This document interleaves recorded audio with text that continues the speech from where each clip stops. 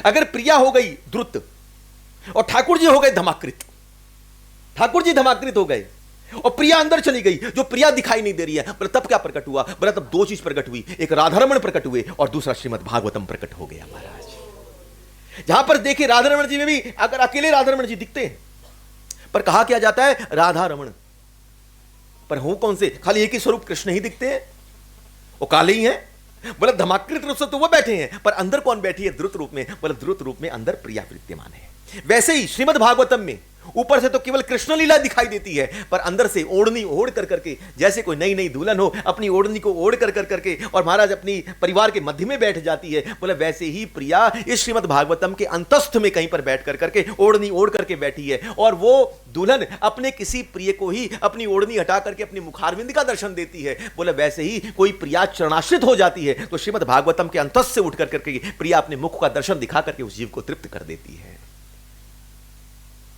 इसको तो इस भाव से समझना चाहिए।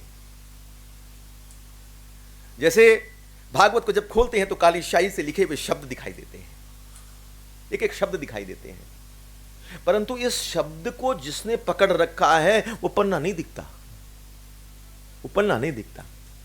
पन्ना है सफेद, शाही है कारी, दिखती है कारी शाही, वो पन्ना सफेद नहीं दिखता। वैसे हमारी गौरांगी है सफेद और कारो है कृष्ण, जो स्याही रूप में बैठ गए, वो तो दिखते हैं, पर अंदर उस कृष्ण को पकड़ करके श्री मद के रूप में जो बैठ कर करके इसका प्रवाह कर रही है वो साक्षात स्वामी है।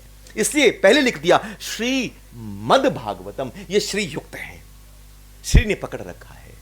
कोई कहे भागवत में राधिका नहीं है, अरे अगर राधिका नहीं है तो श्रीमद् भागवतम हो ही नहीं सकती है। ये तो राधिका की कृपा है, मदस्नुदा हुई राधिका की कृपा है, जो मद हो जाता है। जैसे किसी सेठानी के अंतर्गत में कोई बावरी हो जाए, सेठानी, सेठ जी अपनी महाराज कमाई कर कर करके ला कर दे और सेठानी को पकड़ा, ये तू धन रख, रोज जाए लाखों रुपया कमाए और सेठानी को पकड़ा दे, ले ले ले ले, और सेठानी अपना तिजोरी भरती रहे भरती रहे भरती रहे। एक दिन सेठानी हो गई बावरी और यहीं से पकड़ी 5 तल्ले से लिफ्ट और गई छत पर, और छत पर ले गई और साथ में ले गई तिजोरी, और तिजोरी को खोलो दरवाजों, और खोल करके अंदर जो सेठ जी ने जो जो माल दिए थे सब निकाले और निकाल करके ऊपर से नीचे फेंके।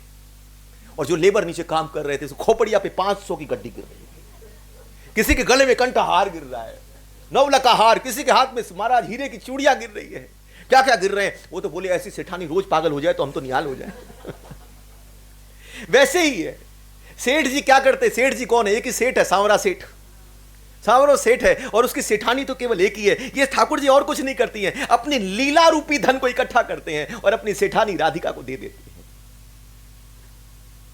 ठाकुर जी एक ही धन इकट्ठा करते हैं, ध्यान रखिएगा, ठाकुर जी के पास एक ही धन है, लीला का धन।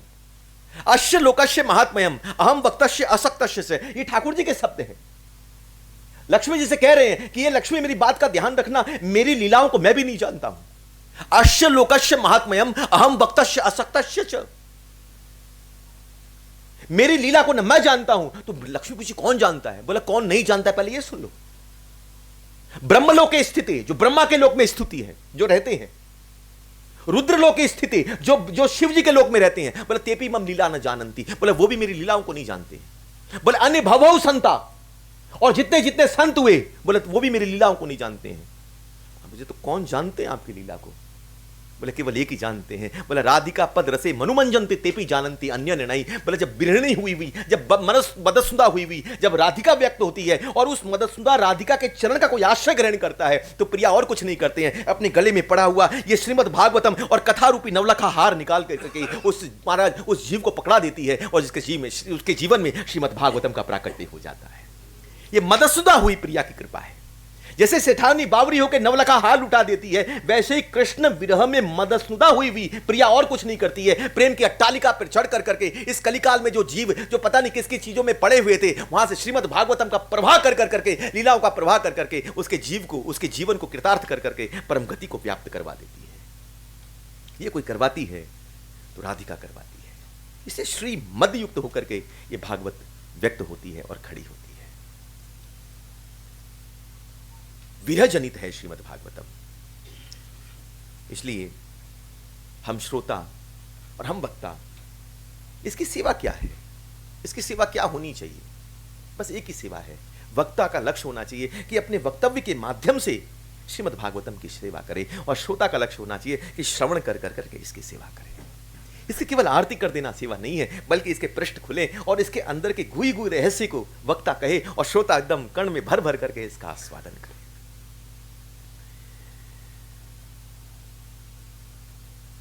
भगवान जब नारायण के रूप में प्रकट हुए तो नारायण की नाभि से, महाविष्णु की नाभि से, गर्भोदक्षाय विष्णु की नाभि से एक कमलनाल निकला और कमलनाल के ऊपर ब्रह्मा जी प्रकट हुए।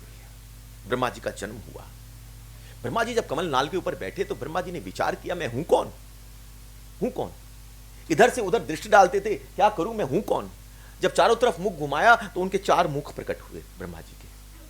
ब्रह्मा जी बोले, मेरा लक्ष्य क्या है, मैं क्यों आया हूं। जब समझ में नहीं आया तो जिस नाल से निकले थे, जिस कमल नाल जहां से निकले थे, उसी के अंदर जाने का प्रयास किया। और इस कमल नाल का आश्रय कहां था, गर्भोदक्षाय विष्णु। आपने देखा होगा, दर्शन किया होगा कि ठाकुर जी की नाभि से कमल नाल निकलता है जिस पर ब्रह्मा जी बैठे हैं। और ये गर्भोदक्षाय विष्णु कहां लेटे हैं, बोले गर्भ समुद्र के अंतर्गत में, समुद्र में लेटे। जैसे ब्रह्मा जी ने सोचा जहां से आया हूं उसी स्रोत में वापस जाकर के देखूं मैं कहां से आया हूं। जैसे नीचे गए महाराज, इतनी तेज समुद्र की लहरें उठी, इतनी तेज आवाज होने लगी। ब्रह्मा जी फिर डर के मारे आकर के ऊपर बैठ गए, कमल के ऊपर आकर के बैठे। तब विचार किया, मैं करूं क्या, मुझे क्या करना चाहिए। ब्रह्मा जी को समझ में नहीं आ रहा था। तभी उनको 2 शब्द सुनाई दिए, तप तप तप तप तप। ये 2 शब्द सुनाई दिए। ब्रह्मा जी को लगा ये 2 शब्द विशेष हैं जो तप करने के लिए कहते हैं। ब्रह्मा जी ने आंख मूंद करके तपस्या शुरू कर दी। तप का अर्थ क्या होता है, तप का अर्थ केवल आंख मूंदना नहीं होता। तप का मतलब होता है कि जहां पर में तपाना, तपाना, अपने आप को तापित करना, अपनी सुविधा से निकल करके बाहर जाना, इसको तप कहते हैं। तप का अर्थ केवल यह नहीं है कि हम किसी भी हम क्या सोचते हैं, तप का अर्थ क्या हुआ कि किसी अच्छे स्थान से निकल करके किसी वन में जाकर के आंख मूंद करके कोई बैठ गए, बोले तप कर रहे हैं। नहीं, तप का अर्थ हो गया कि अपनी सुविधा से, आपका जो कंफर्ट जोन है वहां से निकल करके आप दूर निकल जाओ और वहां पर में भी उसी तरह रहो जिस तरह आप यहां रह रहे थे। उसको तप कहते हैं, इसको तपाना कहते हैं। इसलिए भक्ति के अंतर्गत में तपना जरूरी है। जब तक तप नहीं होगा तब तक काम नहीं चलेगा। और तप से क्या होता है, जब कोई तपता है तो पसीना जागृत होता है, श्वेत बिंदु निकलती है। उसी तरह व्याकुलता के अंदर, तड़प के अंदर, जैसे आप किसी एक व्यापारी हो, उसका तप क्या रहता है, उसका लक्ष्य क्या रहता है कि धन केवल अर्जन हो। सुबह से शाम तक उसी के लिए व्याकुल रहता है, उसी के लिए तड़पता है, उसी के लिए अपने स्वेद, अपने पसीनों को व्यक्त करता है। प फ ब भ म श्रीमद् भागवतम बोलती है, ये प वर्ग, प फ ब भ म, बोले प वर्ग में जीव नष्ट हो जाएगा। प मतलब परिश्रम, फ मतलब फेन, फेन मतलब पसीना, प फ ब मतलब व्यर्थ, भ मतलब भय, और म मतलब मृत्यु। ये प वर्ग है। बोले जीव इसी के चक्कर में रहता है कि जगत के अंदर परिश्रम करता है और परिश्रम करके ये सारा तप इसी के पीछे लगाता है, फेन को उदित करता है, जो सब व्यर्थ है। तपस्या तो हो परंतु तपस्या को गलत दिशा की तरफ ले जा रहा है। ब्रह्मा जी ने समझा कि तप करना है। ब्रह्मा जी ने आंख बंद कर करके, कुछ समझ में नहीं आ रहा था, आंख बंद कर करके 100 वर्षों तक ब्रह्मा जी ने तप किया, ठाकुर जी का स्मरण किया। ठाकुर जी रीझे और ठाकुर जी ने क्या किया, फिर उन्हीं ब्रह्मा जी के चित्त में आकर करके उनको चतुर्श्लोकी भागवत प्रदान करी। तेने ब्रह्म हृदय आदि कव्यो मोहंतो यत् सूर्या, चतुर्श्लोकी भागवत प्रदान करी। हम कम से कम उस चतुर्श्लोकी भागवत को एक बार श्रवण कर लें, और मैं कहूंगा कि एक बार बोलूं, आप भी साथ में रिपीट करो, कम से कम चतुर्श्लोकी भागवत हो जाए। सब रिपीट करें, क्योंकि यही चतुर्श्लोकी भागवत ही ब्रह्मा जी को ठाकुर जी ने दी, और ठाकुर ब्रह्मा जी को, और ब्रह्मा जी ने क्या किया, इसी चतुर्श्लोकी भागवत को प्रदान किया नारद जी को, और नारद जी ने इसी चतुर्श्लोकी भागवत को दिया व्यास जी को, और व्यास जी ने क्या किया, इसी चतुर्श्लोकी भागवत को खोला।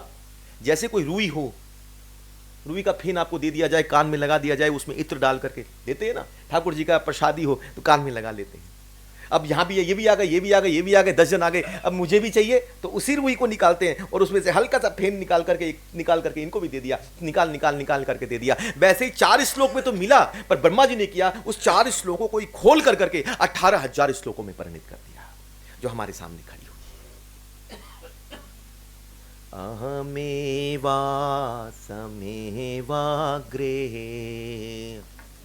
सब बोले अहमेवासमेवाग्रे। अहमेवासमेवाग्रे। नान्यद् यद् सत् सत्परम्।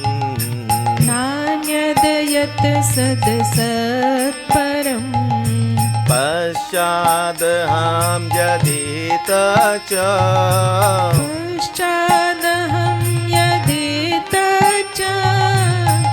योऽवशेषेषु हर्षहम्। योऽवशेषेषु अस्मयम्। रतिरथं यत् प्रतीयेत। रतिरथं यत् प्रतीयेत। ना प्रतीयेचात्मनि। न प्रतीयेत चात्मनि। तद्विद्यात्मनो माया। तद्विद्यादात्मनो माया। यथा भासो यथातमः।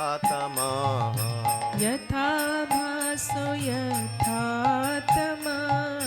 यथा महान्ति भूतानि। यथा महान्ति भूतानि। भूतेषु चावचेष्वनः। भूतेषु चावचेष्वनो। प्रविष्टान्यां प्रविष्टानि। प्रविष्टानां प्रविष्टानि। तथा तेषु न तेष्वहम्। तथा तेषु न तेष्वहम्। एतावदेव एतावदेव तत्त्वजिज्ञासुनात्मना। तत्त्वजिज्ञासुनात्मना। अन्वय अतिरेकाभ्याम्। अन्वयतरिरेकाभ्याम्। यत् स्यात् सर्वत्र सर्वदा। यत् स्यात् सर्वत्र सर्वदा। इस चतुर्श्लोकी भागवत ठाकुर जी ने ब्रह्मा जी के हृदय में आकर के व्याप्त करवाई, उनके हृदय में दिया। इस 4 श्लोक में विशेष रूप से 4 चीजें रखी गई, इसमें विस्तार दिया गया, परंतु 4 तत्वों को रखा गया। पहले श्लोक में रखा गया कि भगवान सब में है। ठाकुर जी के शब्द हैं जो ठाकुर जी ने दिए चतुर्श्लोकी भागवत। पहले श्लोक के अंतर्गत में रखा, भगवान कहते हैं कि मैं सब में हूं। दूसरे श्लोक के अंतर्गत में ठाकुर जी ने लिखा कि मैं सबका हूं। तीसरी बात में रखा कि मैं सब स्थान पर हूं। और चौथी बात रखी कि मैं हर काल पर हूं। ये 4 चीजों को ठाकुर जी ने विशेष रूप से रखा। सब में हूं, सबका हूं, सब स्थान पर हूं और सब समय हूं।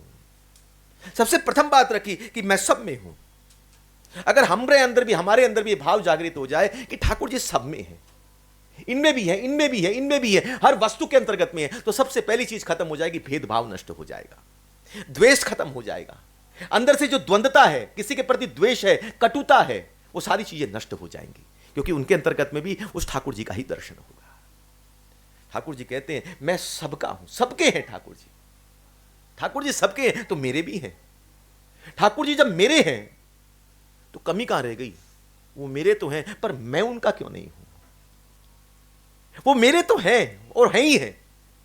तभी तो एक एक चीज की व्यवस्था का ध्यान रखते हैं ठाकुर जी। सोच करके देखें, जो ठाकुर जी को गालियां भी देता होगा ना, उसके लिए भी ऑक्सीजन की व्यवस्था ठाकुर जी ने कर रखी है, उसके लिए जल की व्यवस्था रखी है, उसके लिए भी खान पान की सारी व्यवस्था रखी है। एक बच्चा पैदा हो जाए, पैदा होते ही उसकी मां के स्तन में दूध की धारा का प्रवाह कर देते हैं, और इतना रह जाए वो बच्चा और कुछ जाने नहीं जाने पर उस दूध को पीना जानता है। सारे जगत की मैया परेशान है कि ताको लाला कुछ खाए ना है। सबकी मैया यही है। इतना मोटा बच्चा मैया लेकर के जा रही है। बोले कहां जा रही है? बोले डॉक्टर के पास। बोले क्यों? बोले कुछ खाए ना है। बोले कुछ खाए ना है कि कुछ छोड़े ना है? सारी मैया को एक ही चिंता है, उसको बच्चों कुछ खाए ना है। और यशोदा मैया की परेशानी है कि उसको बच्चों को छोड़, कन्हैया कुछ छोड़े ना है। लाला तो इतना दूध पी जाए। कन्हैया एक दिन रुष्ट होकर के बोले, तेरे को क्या लगे मैया, सारो दूध मैं ही पी जाऊं? अरे यहां से दूध पीऊं तब जाकर के जितनी माताएं हैं उनके स्तन में दूध की धारा का जो प्रवाह होता है वो यहां से निकल कर करके वहां तक पहुंचता है। इसलिए माताओं के स्तन पे जब दुग्ध की धारा का प्रवाह होता है, ये दुग्ध की धारा कहीं कोई की हिम्मत नहीं है, किसी भी माता, कोई भी मादा हो जिनके स्तन पर दुग्ध की धारा प्रवाह हो जाए, और कोई साइंस ऐसा नहीं है जो उसको पैदा कर सकता है। वो पैदा कर सकता है तो गोविंद के मुख से निश्चित हुई वो दुग्ध की धारा जो यहां से बह करके निकलती है तो समस्त माताओं के स्तन पर जाकर के प्रवाहित हो जाती है। वो सबके हैं, बस कमी केवल इतनी रह जाती है, सबकी व्यवस्था ठाकुर जी करते हैं, परंतु कमी केवल इतनी हो जाती है कि वो हमारे भी हैं, हम ये मानने में चूक जाते हैं। तीसरी बात रखी ठाकुर जी ने कि वो सब स्थान पर है, सब स्थान पर है। सोच करके देखे, हिरण्याकश्यप के उस महल में भी ठाकुर जी बैठे हैं। हरि व्यापक सर्वत्र समाना, हर जगह ठाकुर जी हैं। रावण की उस लंका में भी ठाकुर जी बैठ रखे हैं। अगर नहीं होते तो विभीषण अपने कक्ष में बैठ करके कैसे राम का नाम और किस प्रकार राम की महिमा गा रहा होता। हनुमान जी वहीं तो पहचानते हैं कि इस लंका में भी कोई मंदिर है, तो ये विभीषण का कक्ष है जो मंदिर के रूप में व्याप्त है।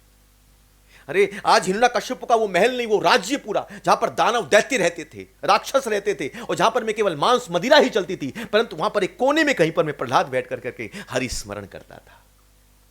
ये कहीं पर में भी है, हर स्थान पर ठाकुर जी बैठे हैं। बस केवल कमी किसकी है? हरि व्यापक सर्वत्र समाना। आज नरसिंह भगवान को उस खंबे में जाने के लिए योजना नहीं बनानी पड़ी। जैसे प्रहलाद ने उंगली रखी, वहीं पर में वो जो ब्रह्म था उसी ने महाराज अनंत अनंत रूप धारण करके, नरसिंह का रूप धारण करके वो ब्रह्म ही व्याप्त हो गए। वो रूप धारण किया, कण कण में ठाकुर जी व्याप्त हैं। परंतु एक चीज की कमी हो जाती है। तुलसीदास जी लिखते हैं, हरि व्यापक सर्वत्र समाना, पर प्रेम ते प्रकट होई न जाना। बस कहीं पर वो प्रेम जागृत हो जाए ना, तो वो जो हर स्थान पर बैठे हैं ना, वो ना कहीं प्रकट रूप में भी दिखाई देने लग जाते हैं। अरे जब तक प्रेम नहीं होना तो मूर्ति दिखती है, कहीं शोकेस में पड़े हुए वो दिखते हैं, परंतु प्रेम जागृत हो जाए ना तो हमारे मन मंदिर के अंतर्गत में और हमारे घर के मंदिर में आकर के स्थापित हो जाते हैं। आप वृंदावन में जाकर के देखो कैसे ठाकुर जी को करते हैं, पाँव में दबा करके, मुंह में बीड़ी लगा करके और ठाकुर जी को घस रहे हैं। देखो जाकर के कैसे गोपाल जी और कैसे कैसे जब बनाते हैं, जब ठाकुर जी का निर्माण करते हैं, मुंह में बीड़ी लगी हुई होगी और वहां पर मैं पांव के नीचे गोपाल जी को दबा रखा होगा और हाथ से घसाई कर रहे होंगे। वहीं पर बीड़ी को निकाल निकाल के फेंक, चलिए लोई बाजार दिखाता हूं आपको। और जगह जगह जहां बन रहे होंगे वहां वही होता होगा। परंतु जब आपके मंदिर में स्थापित हो जाते हैं, मन मंदिर से निकल करके जब इस मंदिर में भी स्थापित हो जाते हैं, कोई की सामर्थ्य नहीं है यहां से बीड़ी पीता हुआ भी निकल जाए, फिर कोई सामर्थ्य नहीं है वहां पर में कोई पादुका पहन, चरण की बात छोड़िए, कोई पादुका पहन कर निकल जाए, कहां जा रहे हो आप? ठाकुर जी विराजमान है सब स्थान पे। जब तक प्रेम नहीं होगा तब तक ठाकुर जी प्रकट नहीं हो सकते हैं। संत के हृदय में भी ठाकुर जी बैठे हैं और हमारे हृदय में भी ठाकुर जी बैठे हैं। बैठे हैं कि नहीं बैठे? परमात्मा रूप में सबके हृदय में बैठे हैं, पर उनके हृदय में और हमारे हृदय में फर्क क्या है? बोले उनके हृदय में ठाकुर जी प्रकट हैं, हमारे हृदय में ठाकुर जी केवल दृष्टा के रूप में विद्यमान है। ये अभी आया हनुमान जी के दृष्टांत के अंतर्गत में, जहां पर हनुमान जी माता जानकी से कहते हैं कि माता से कहा कि माता इस स्थान पर जब मैं आया हूं ना, तो इस स्थान पर मैं अकेला नहीं आया, इस स्थान पर मेरे साथ में भगवान राम भी आए हैं। माता जानकी बोली, ये कहाँ राम कहाँ है? मुझे तो नहीं दिखते, मेरे स्वामी कहाँ है, मेरे प्रभु कहाँ है? बोले जहां पर राम कथा होती है हमारा राम जरूर होते हैं। अभी राम कथा सुनिए, राम जरूर हैं। बोले कहाँ है? अगर खाली बोलने की बात नहीं है, दर्शन भी करा मुझे कि कहाँ राम है। हनुमान जी ने अपने नेत्रों को बंद कर करके और मुख को मौन कर दिया, और जब मौन किया तो अंदर से राम कहे। राम ने कहा, हे जानकी, हे प्रिय, तेरे विरह में ये हृदय जलता है, तुझे पता नहीं तेरे लिए कितना तड़पता है, और चिंता नहीं करना, जल्दी से आकर के इस लंका से उठा करके तुझे लेकर के जाऊंगा। ये शब्द जो हनुमान जी ने कहे ना, ये हनुमान जी ने नहीं कहे, बल्कि हनुमान जी के चित्त में बैठा हुआ वो ब्रह्म ही प्रेम से प्रकट होकर के राम के रूप में स्थापित हुआ, और उसी राम ने जानकी से ये शब्द कहे। ये फर्क हो जाता है हम में, और ये फर्क हो जाता है एक संत के हृदय के अंतर्गत। संत हृदय नवनीत समाना, जिसके हृदय में ठाकुर जी बैठते हैं उसका हृदय नवनीत माखन की तरह हो जाता है, जो सबको अपने हृदय से लगाना चाहता है। इसलिए कहा कि ठाकुर जी सबके हैं, सब में हैं और सब स्थान पर हैं। और चौथी बात रखी कि ठाकुर जी हर समय है, सब समय है। ऐसा नहीं है कि सुबह की बेला में ठाकुर जी हैं, अभी ठाकुर जी सो गए हैं तो पट बंद हो गया तो ठाकुर जी नहीं है। नहीं नहीं, ठाकुर जी हर समय विद्यमान है। जब आपने पट बंद कर दिया है तो पट बंद करने का मतलब यह नहीं है कि सो गए हैं। ये सोने वाले ठाकुर जी नहीं है, पहले कह देता हूं। आप सोचते हो पट बंद करते हैं तो ठाकुर जी शयन करते हैं? वो 3 रास करते हैं। 3 योगपीठ है ठाकुर जी की। पहली योगपीठ है, योगपीठ मतलब जहां ठाकुर जी प्रिया के संग रह करके विहार करते हैं, गोपियां सखियों के संग रह करके और राधिका के संग विहार करें, उसको कहते हैं योगपीठ। तो ठाकुर जी एक दिन में 3 बार योगपीठ पर जाते हैं। एक सुबह की बेला, एकदम सुबह की बेला, और एक मध्याह्न की बेला, और एक रात्रि की बेला। सुबह की बेला कहां रहती है? बोले गुप्त कुंड में। 6 महीने राधिका रहती है बरसाना, और 6 महीने राधिका रहती है जावट। तो जब जावट में जावट राधिका का ससुराल है, जावट ससुराल है। कभी जाओ तो दर्शन करो राधिका के ससुराल जावट में। और ससुराल में महाराज हमने तो भव्य संकीर्तन किया वहां पर में, राधिका का नाम ले लेकर करके, कृष्ण का नाम ले लेकर के। भाई ससुराल में तो ठाकुर जी को नाम ले। हाँ, ठाकुर जी दूर भागते तो ससुराल है, राधिका को यहीं पर देख लियो, कुछ कर लियो तो सूट डालेंगे कोई ना कोई। ठाकुर जी दूर भागते थे। तो जावट में ससुराल है। तो 6 महीने राधिका रहती थी जावट, और 6 महीने रहती थी अपने घर बरसाना। तो सुबह में ठाकुर जी का जो योगपीठ होता था 6 महीने में जब होता था, तो सुबह की बेला में होता था जावट में गुप्त कुंड पर, वहां पर गुप्त कुंड है। और बरसाने में रहती थी तो होता था पीली पोखर में। ये 6 महीने होता था, 6 महीने सुबह की बेला। मध्याह्न के अंदर में ठाकुर जी की जो योगपीठ है वो है राधा कुंड और श्याम कुंड, राधा कुंड। और रात्रि में जो योगपीठ है वो योगपीठ है वृंदावन। ये 3 जगह मिलते हैं। हम 3 ही समय ठाकुर जी को शयन देते हैं। भाई एक समय ठाकुर जी का पट बंद कर दिया, मंगला के पहले बंद रखते हैं, मंगला के समय ही खोलते हैं। एक रात्रि के समय आपने 9 बजे 10 बजे बंद कर दिया, और एक दिन के समय ठाकुर जी का पट बंद किया। ये 3 समय तो बंद होता है, बंद रहता है ना पट। तो जो रात्रि के समय जब पट बंद करके ठाकुर जी के सामने रखते हो, मैंने कल ही मैया से कहा ये कुछ मिठाई रख देना, कुछ जल रख देना, क्योंकि श्रम करने के बाद परिश्रांत जब हो जाते हैं तो प्यास लगती है, भूख लगती है। संदीप प्रभु हुई चर्चाएं हैं, थोड़ी सी हल्की हल्की जाए थोड़ी सी। तो ठाकुर जी जब परिश्रांत होंगे तो ठाकुर जी को भूख लगेगी, इसे ठाकुर जी क्या करेंगे? थोड़ा मीठो खाएंगे, थोड़ा सा जल पिएंगे, तो थोड़ा प्रशांत थोड़ा सा कम होएगा। इसे रखा जाता है। दिन के समय भी रखना माँ, दिन के समय भी कुछ मीठा और जल हमेशा रहे, और कुछ ना कुछ खाने के लिए हमेशा। ब्रज में उसको कहते हैं बंटा भोग, बंटा बोलते हैं इसको। माने यहां तक कि ठाकुर जी का जब श्रृंगार भी होए ना तो बंटा बगल में रखा जाए। ऐसो नाजुक ठाकुर है, श्रृंगार करते करते थक जाएगा। श्रृंगार करने वाला नहीं थकता, श्रृंगार करने वाला लगा रहे, ये करवाने वाले थक जाते। अब थोड़ा तो खा लूं, थक गए। अब बेचारो वो तो आराम करे ठाकुर जी, और मेवा वेवा खा करके फिर अब थोड़ा सा सुस्ती, थोड़ी ताजगी आई, तब अच्छा अब चलो फिर श्रृंगार करो। ऐसो है नाजुक ठाकुर महाराज। और ये नाजुक की सबसे नाजुक, ये नाजुक ठाकुर है तो उनकी भी शिरोमणि कोई है तो वो राधिका है। वो तो और अलसाई भी है, वो तो मुंह से भी नहीं बोलती हैं। जल चाहिए तो मुंह से नहीं बोलेगी प्यास लगी जल दे दो, क्योंकि उसमें मेहनत लगेगी बोलने में। इतनी अलसाई है प्रिया, तो खाली अपने चरणों का अंगूठे का आघात कर करके सखियों मंजरियों को कह देती है कि क्या चाहिए। अगर प्रिया के, मैं इसलिए कहा बह जाऊंगा मैं, ठाकुर जी के संग प्रिया बैठी हैं, और अगर बिहार करते समय अगर प्रिया की लट प्रिया के आंख के सामने आ गई तो ऐसे भी नहीं अपनी उंगली से हटा दे, सखियों की तरफ इशारा नैन से भी नहीं करेंगे, नैन ऊपर नीचे होते हैं ना, खाली ऐसे देखेंगी, उसी समय सखी समझ जाएगी, तुरंत आकर के अपनी कन्नी उंगली से लेकर के प्रिया के। अब सोचिए राधिका बरसाना में तो रोज वृंदावन कैसे जाएंगी? वो वृंदावन नहीं जाती, वो तो खाली खड़ी होती हैं। वृंदावन धाम क्या करता है, जैसे कमल होता है ना, कमल की पंखुड़ियां हैं, और पंखुड़ी पर अगर समेट दो तो वो इधर आ जाता है, और खोल दो तो इधर आ जाता है। मतलब वैसे वृंदावन धाम है, ये बरसाना है, ये वृंदावन है। जैसे प्रिया यहां खड़ी हुई, कमल महाराज बंद हुआ और प्रिया पहुंच गई महाराज वृंदावन में, बरसाने से पहुंच गई वृंदावन। फिर वापस जाना हुआ, कमल फिर खिल गए हो, और खिल करके प्रिया फिर पहुंच गई बरसाना। बस 1-2 कदम चलती है, बाकी समय तो प्रिया अलसाई पड़ी है एकदम। प्रिया को कक्ष कौन से गृह में, कौन से स्थान पर प्रिया रहे? बोले प्रिया कौन से कुंज में रहे? बोले प्रिया रहती है रसद कुंज में, और ठाकुर जी रहते हैं रसद कुंज में। रसद कुंज कौन सा? बोले ठाकुर जी का वक्षस्थल जो है इसको कहते हैं रसद कुंज, और प्रिया का वो जो वक्षस्थल है इसको कहते हैं रसद कुंज। तो ठाकुर जी का सबसे प्रिय कुंज है प्रिया का रसद कुंज, और प्रिया का सबसे प्रिय कुंज है ठाकुर जी का वक्षस्थल कुंज। इसी पर दोनों विश्राम करते हैं। ये अद्भुत। मैं ये क्यों बोल रहा था? ये चर्चा उठी क्यों ये भी नहीं पता मुझे तो। ठाकुर जी सब समय है। हाँ,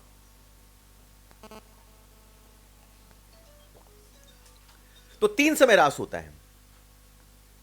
सुबह की बेला में रास होता है जावट में, बरसाने में।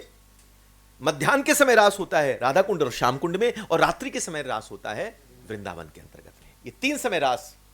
तो हर समय जब आप पटबंद करते हो तो पटबंद में ठाकुर जी सोते नहीं है, बल्कि रास विहार के लिए निकलते हैं, इसलिए डिस्टर्ब नहीं होता है। इसलिए ठाकुर जी आराम से रास विहार करते हैं। और जैसे आप मंगला आरती के लिए इसलिए ताली बजा के खुलना चाहिए, घंटी बजा के खुलना चाहिए, ताकि ठाकुर जी अलर्ट हो जाएं। हमारे राधारमण जी में पद है, जैसे ठाकुर जी का पट खोले तो क्या बोलें, जागो राधा रमण रंगीले। हे राधा रंगीले हे ठाकुर हमारे। सखी दरस उत्कंठा भारी, बादर भय हैं पीरे। हे ठाकुर जी अब तो जागो। अलसाई ठाकुर जी, पलके गिरती रहती है ऐसे, बने उठेंगे फिर पलके, इसलिए शंखनाद होता है जोर से कि ठाकुर जी उठो, पलकों को खोलो किसी तरह। और फिर कहीं पर प्रिया या कोई सखी मिलकर के पलकों को खोल के रखे, पकड़ के रखे, तब ठाकुर जी की पलकें थोड़ी खुलती। सखी दरस उत्कंठा भारी, सारे उत्कंठा में खड़े हैं ठाकुर जी। बादल बहे हैं पीरे, अरे लालिमा खत्म हो गई, पीरे पीरे भय गए बादल, अब तो उठो।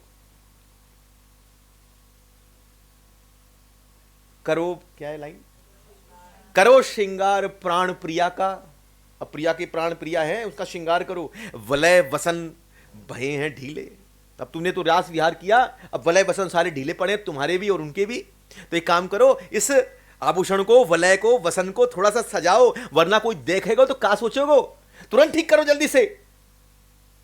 करो श्रृंगार प्राण प्रिया का, वलय वसन बहे हैं ढीले। फिर क्या, प्रकट, हाँ, करो रास परिहास मिलत जुगल, प्रकट गुण मंजरी मन हर चटकीले। और करो रास परिहास, और परिहास करते हुए व्याप्त रहो, और गुण मंजरी। अब पट खोल रही है, और पट खोलो। इसलिए ध्यान रखना, कभी ऐसा हो पट खुले हो और ठाकुर जी का कहीं पर में महाराज कुंडल गिरा हो, कहीं पर में चूड़ी खुली हो, कहीं पर में बंसी गिरा दी हो, तो खुश होने का विषय है, ये रोने का विषय नहीं है। और ये श्रृंगार क्या कर दियो ठाकुर ने, ये तो अरे ठाकुर जी आज पकड़ी गई, तूने वलय वसल ठीक से संभालो ना है, संभालो नहीं तूने, और अभी रास क्रीड़ा कियो और ये सब ढंग से ना संभालो। और उस वक्त जब आप उस आभूषण को निकाल करके ठाकुर जी को पहनाओ, तो कहीं ना कहीं वो माधुरिता की झलक होती है, जहां पर में ठाकुर जी की चोरी आपने पकड़ ली। मैं तो भटक गया कहां से, ठाकुर जी सब समय में है, समय से ही भटक करके पता नहीं कहां निकल गया। ये ठाकुर जी का माधुरी स्वरूप है। ठाकुर जी हर समय से युक्त होकर के विद्यमान है। ये चतुर्श्लोकी भागवत ब्रह्मा जी ने नारद जी को, और नारद जी ने व्यासदेव जी को दी। और हमको जो प्राप्त हुई ये भागवत, ये कहां से प्राप्त हुई, हमको जो प्राप्त हुई ये सूत गोस्वामी जो सौनक आदि ऋषि को दे रहे थे, 88,000 सौनक आदि ऋषि, और सुखदेव गोस्वामी जो परीक्षित को दे रहे थे, इनके माध्यम से हमारे सामने ये प्रकट हुई है। इसलिए भागवत से पहले भागवत महात्म्य का वर्णन आता है।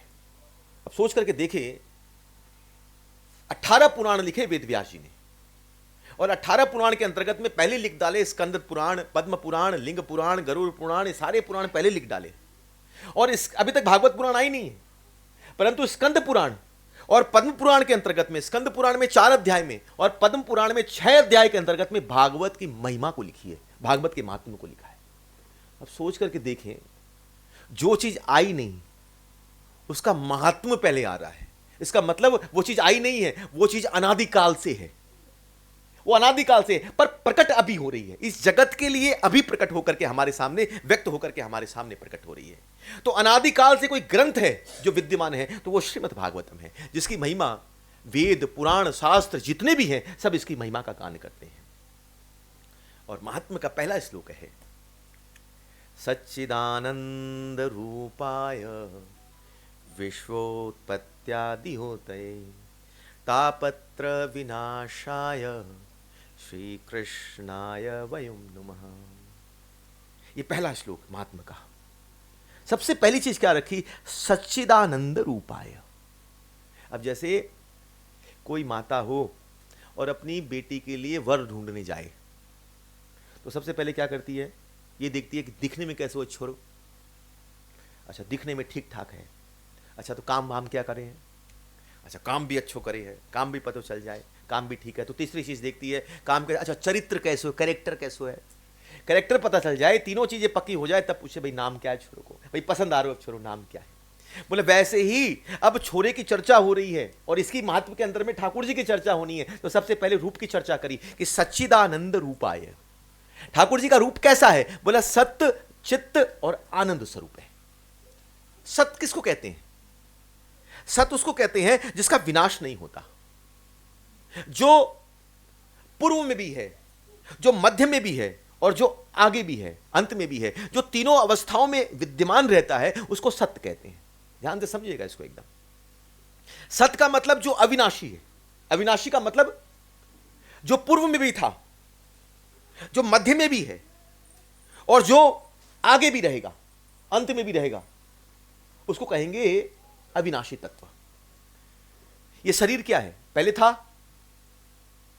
पहले था क्या, हां कि ना, हाँ, ये शरीर पहले था क्या, एक समय पहले नहीं था, अभी है, आगे रहेगा नहीं, तो ये क्या हो गया, ये असत्य हो गया।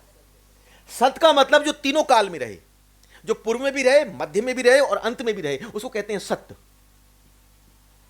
चित्त का मतलब क्या होता है, चित्त का मतलब होता है चैतन्यता, ज्ञान युक्त होकर के जो विद्यमान है। ठाकुर जी का 3 स्वरूप है, ब्रह्म, परमात्मा और भगवान। ब्रह्म कौन है, ब्रह्म है सत्य, सत्य, ब्रह्म का नाश नहीं हो सकता है, ब्रह्म हर कण कण के अंतर्गत में विद्यमान है, हर जगह विद्यमान है। ब्रह्म किसको कहेंगे,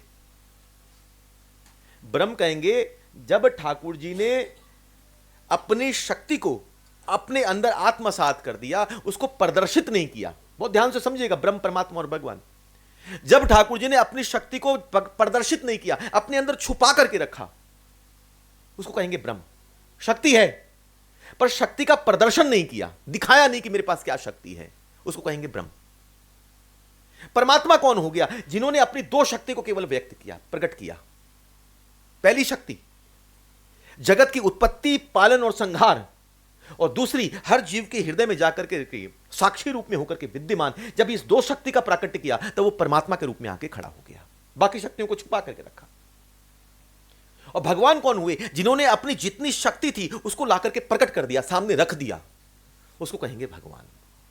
जैसे सेठ जी के पास धन है, अथाह धन है तिजोरी के अंदर, पर सेठ जी किसी को दिखा नहीं रहे। दूसरा स्वरूप है कि सेठ जी किसी 1-2 को दिखा रहे हैं, और एक स्वरूप हो जाए कि सेठ जी अपनी तिजोरी खोल के सबको दिखा देते हैं। तो सेठ जी के पास धन की कमी नहीं है, पर किसको दिखा रहे हैं, किसको नहीं दिखा रहे हैं, और या सबको दिखा रहे हैं। तो वैसे ही जब ठाकुर जी अपनी शक्ति को जगत से दूर रखते हैं, किसी को नहीं दिखाते हैं, तो ब्रह्म का स्वरूप है। जब केवल 2 शक्ति को दिखाते हैं, कुछ शक्तियों को दिखाया, 2 शक्तियों को दिखाया, तब वो परमात्मा के रूप में हुए।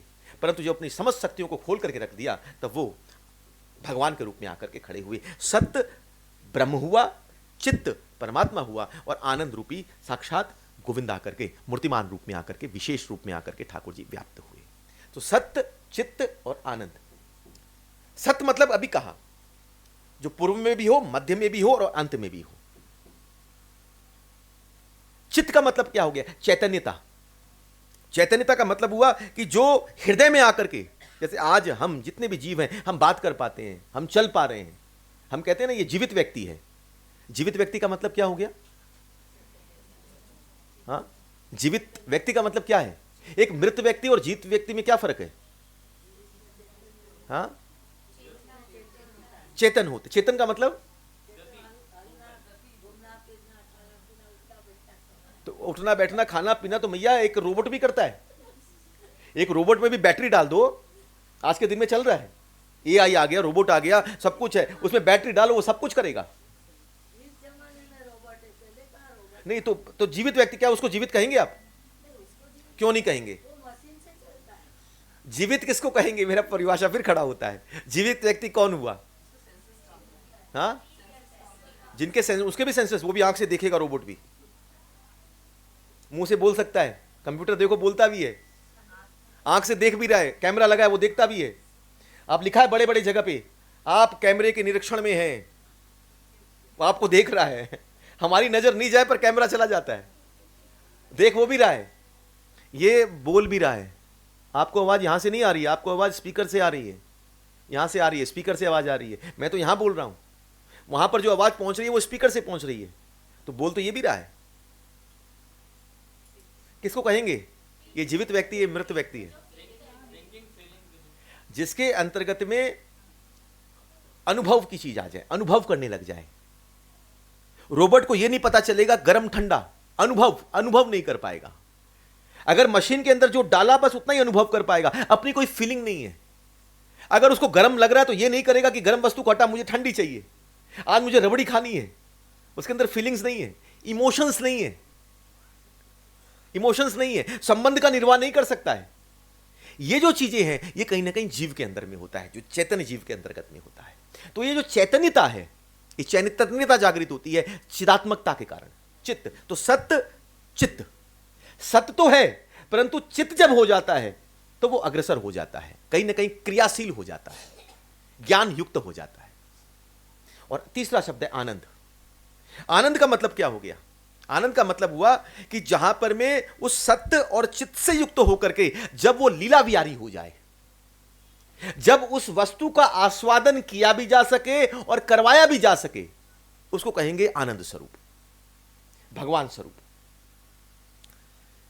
और सरल होकर के समझाता हूं, जैसे एक बंसी है आपके पास, बंसी सत्य है, उसमें जब आपने फूंक मारी तो उसमें से ध्वनि निकली, उसमें चिदात्मकता आ गई, क्रियाशील हो गई, समझेगा।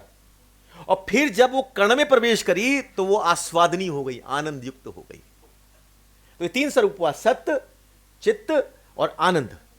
तो ब्रह्म के रूप में जब ठाकुर जी हैं तो सत्य है, सच्चिदानंद रूप आया, यही समझा रहा हूं। सत्य रूप में जब ठाकुर जी हैं तो कैसे हैं? हर जगह कण कण में व्याप्त हैं, सत्य हैं, नाश नहीं हो सकता है। परंतु जब वो परमात्मा के रूप में हो जाते हैं, अंदर आकर के बैठते हैं, जगत की सृष्टि पालन संहार करते हैं, तब वो चित्त रूप में आकर के विराजमान होते हैं।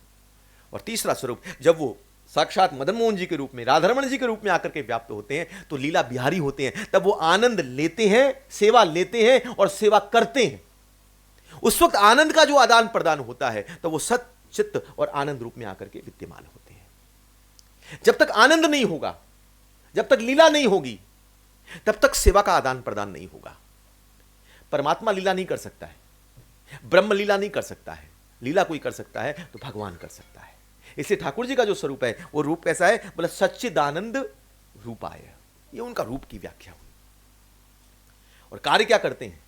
पहली बात रूप की व्याख्या, दूसरा कार्य क्या करते हैं? बोला विश्व उत्पत्त्यो होता है, विश्व की उत्पत्ति करते हैं, पालन करते हैं और उसका संहार करते हैं।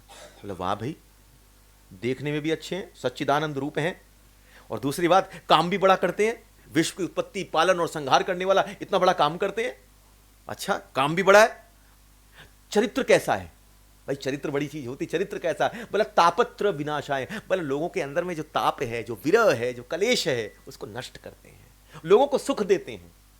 ठाकुर जी का एक स्वरूप है। ईश्वर की परिभाषा अगर कोई पूछे ना, ईश्वर किसको कहते हैं? ईश्वर की एक परिभाषा है, कर्तुम कर्तुम अन्यथा कर्तुम सर्व सामर्थ्यम। ईश्वर की परिभाषा। कोई बोले ईश्वर शब्द का अर्थ क्या होता है? ईश्वर शब्द का अर्थ होता है कर्तुम अकर्तुम सर्व अन्यथा कर्तुम सर्व सामर्थ्यम। जो मैं कर सकता हूं वो भी वो कर सकते हैं, कर्तुम अकर्तुम। जो मैं नहीं कर सकता हूं वो भी वो कर सकते हैं। और तीसरी बात, जो मैं सोच भी नहीं सकता, जो हमारी विचार हमारी सीमा से बाहर है, वो कर सकते हैं अन्यथा। पर एक काम है जो ठाकुर जी नहीं कर सकते, एक काम नहीं कर सकते। कोई बोले अभी आपने कहा कर्तुम अकर्तुम, महाराज सब कुछ, कौन सी ऐसी वस्तु है जो नहीं कर सकते हैं, पर एक काम नहीं कर सकते, वो काम क्या है? बोले एक काम यही है कि किसी का अमंगल नहीं कर सकते। अगर कोई भी जीव उनके संसर्ग में आ जाए, उनके पास आ जाए, तो उसका कल्याण करते हैं, अमंगल हरण करने वाले हैं। दर्शन मात्र से उनका अमंगल हरण होता है, मंगलकारी होकर के ठाकुर जी विद्यमान होते हैं। ये ठाकुर जी का स्वरूप है। उसी तरह तापत्र विनाशाय, जो तीन तरह के ताप, आदि दैविक, आदि भौतिक और आदि आत्मिक, इन तीनों तापों को जो नष्ट कर देते हैं, ये उनकी कृपा, ये उनकी करुणा है, ये उनका स्वभाव है। रूप की चर्चा हुई, उनके कार्य की चर्चा हुई और उनके स्वभाव की चर्चा हुई। बोले भागवत में ये जाएंगे, इनकी चर्चा होगी। बोला नाम क्या है? बोला श्री कृष्ण वयम नुमः, उनका नाम है श्री कृष्ण। श्री मतलब राधिका, कृष्ण अकेले नहीं है, राधिका युक्त कृष्ण, वो कृष्ण जिनके वाम अंग में प्रिया विराजमान है, वो कृष्ण। वयम नुमः, कृष्ण शब्द का अर्थ क्या होता है? दो शब्दों से मिलकर बना, कृष और न। कृष धातु किसको कहते हैं? सत्ता को कहते हैं, जो जगत का पालन करे, संहार करे, समस्त सृष्टि को चलाए, अधिपति होकर के व्याप्त हो, उसको कहते हैं कृष। और न शब्द का मतलब क्या होता है? न मतलब आनंद। इतना होने के बावजूद भी आनंद युक्त है, इतना होने के बावजूद भी व्यस्त नहीं है। राधिका के अंग में बैठे हैं। सोचिए किसी का इतना बड़ा एम्पायर खड़ा हो जाए, बिजनेस खड़ा हो जाए, टाइम नहीं है ना पत्नी के लिए, ना घर के लिए, ना बच्चों के लिए, इधर से उधर डोलता रहेगा। पर यहां ठाकुर जी को देखो, महाराज इतनी बड़ी व्यवस्था कर रखी है, और इतनी व्यवस्था के बाद भी एकदम राधिका के अंक में बैठ करके सखाओं के संग खेल रहे हैं।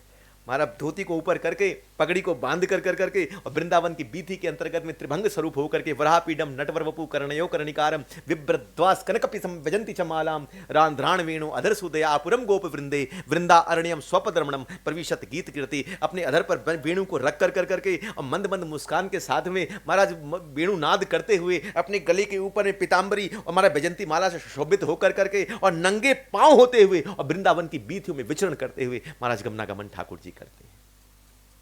इतना होने के बावजूद भी जो निश्चिंत होकर के चले, सोचिए क्या सिस्टम चल रहा है उनका।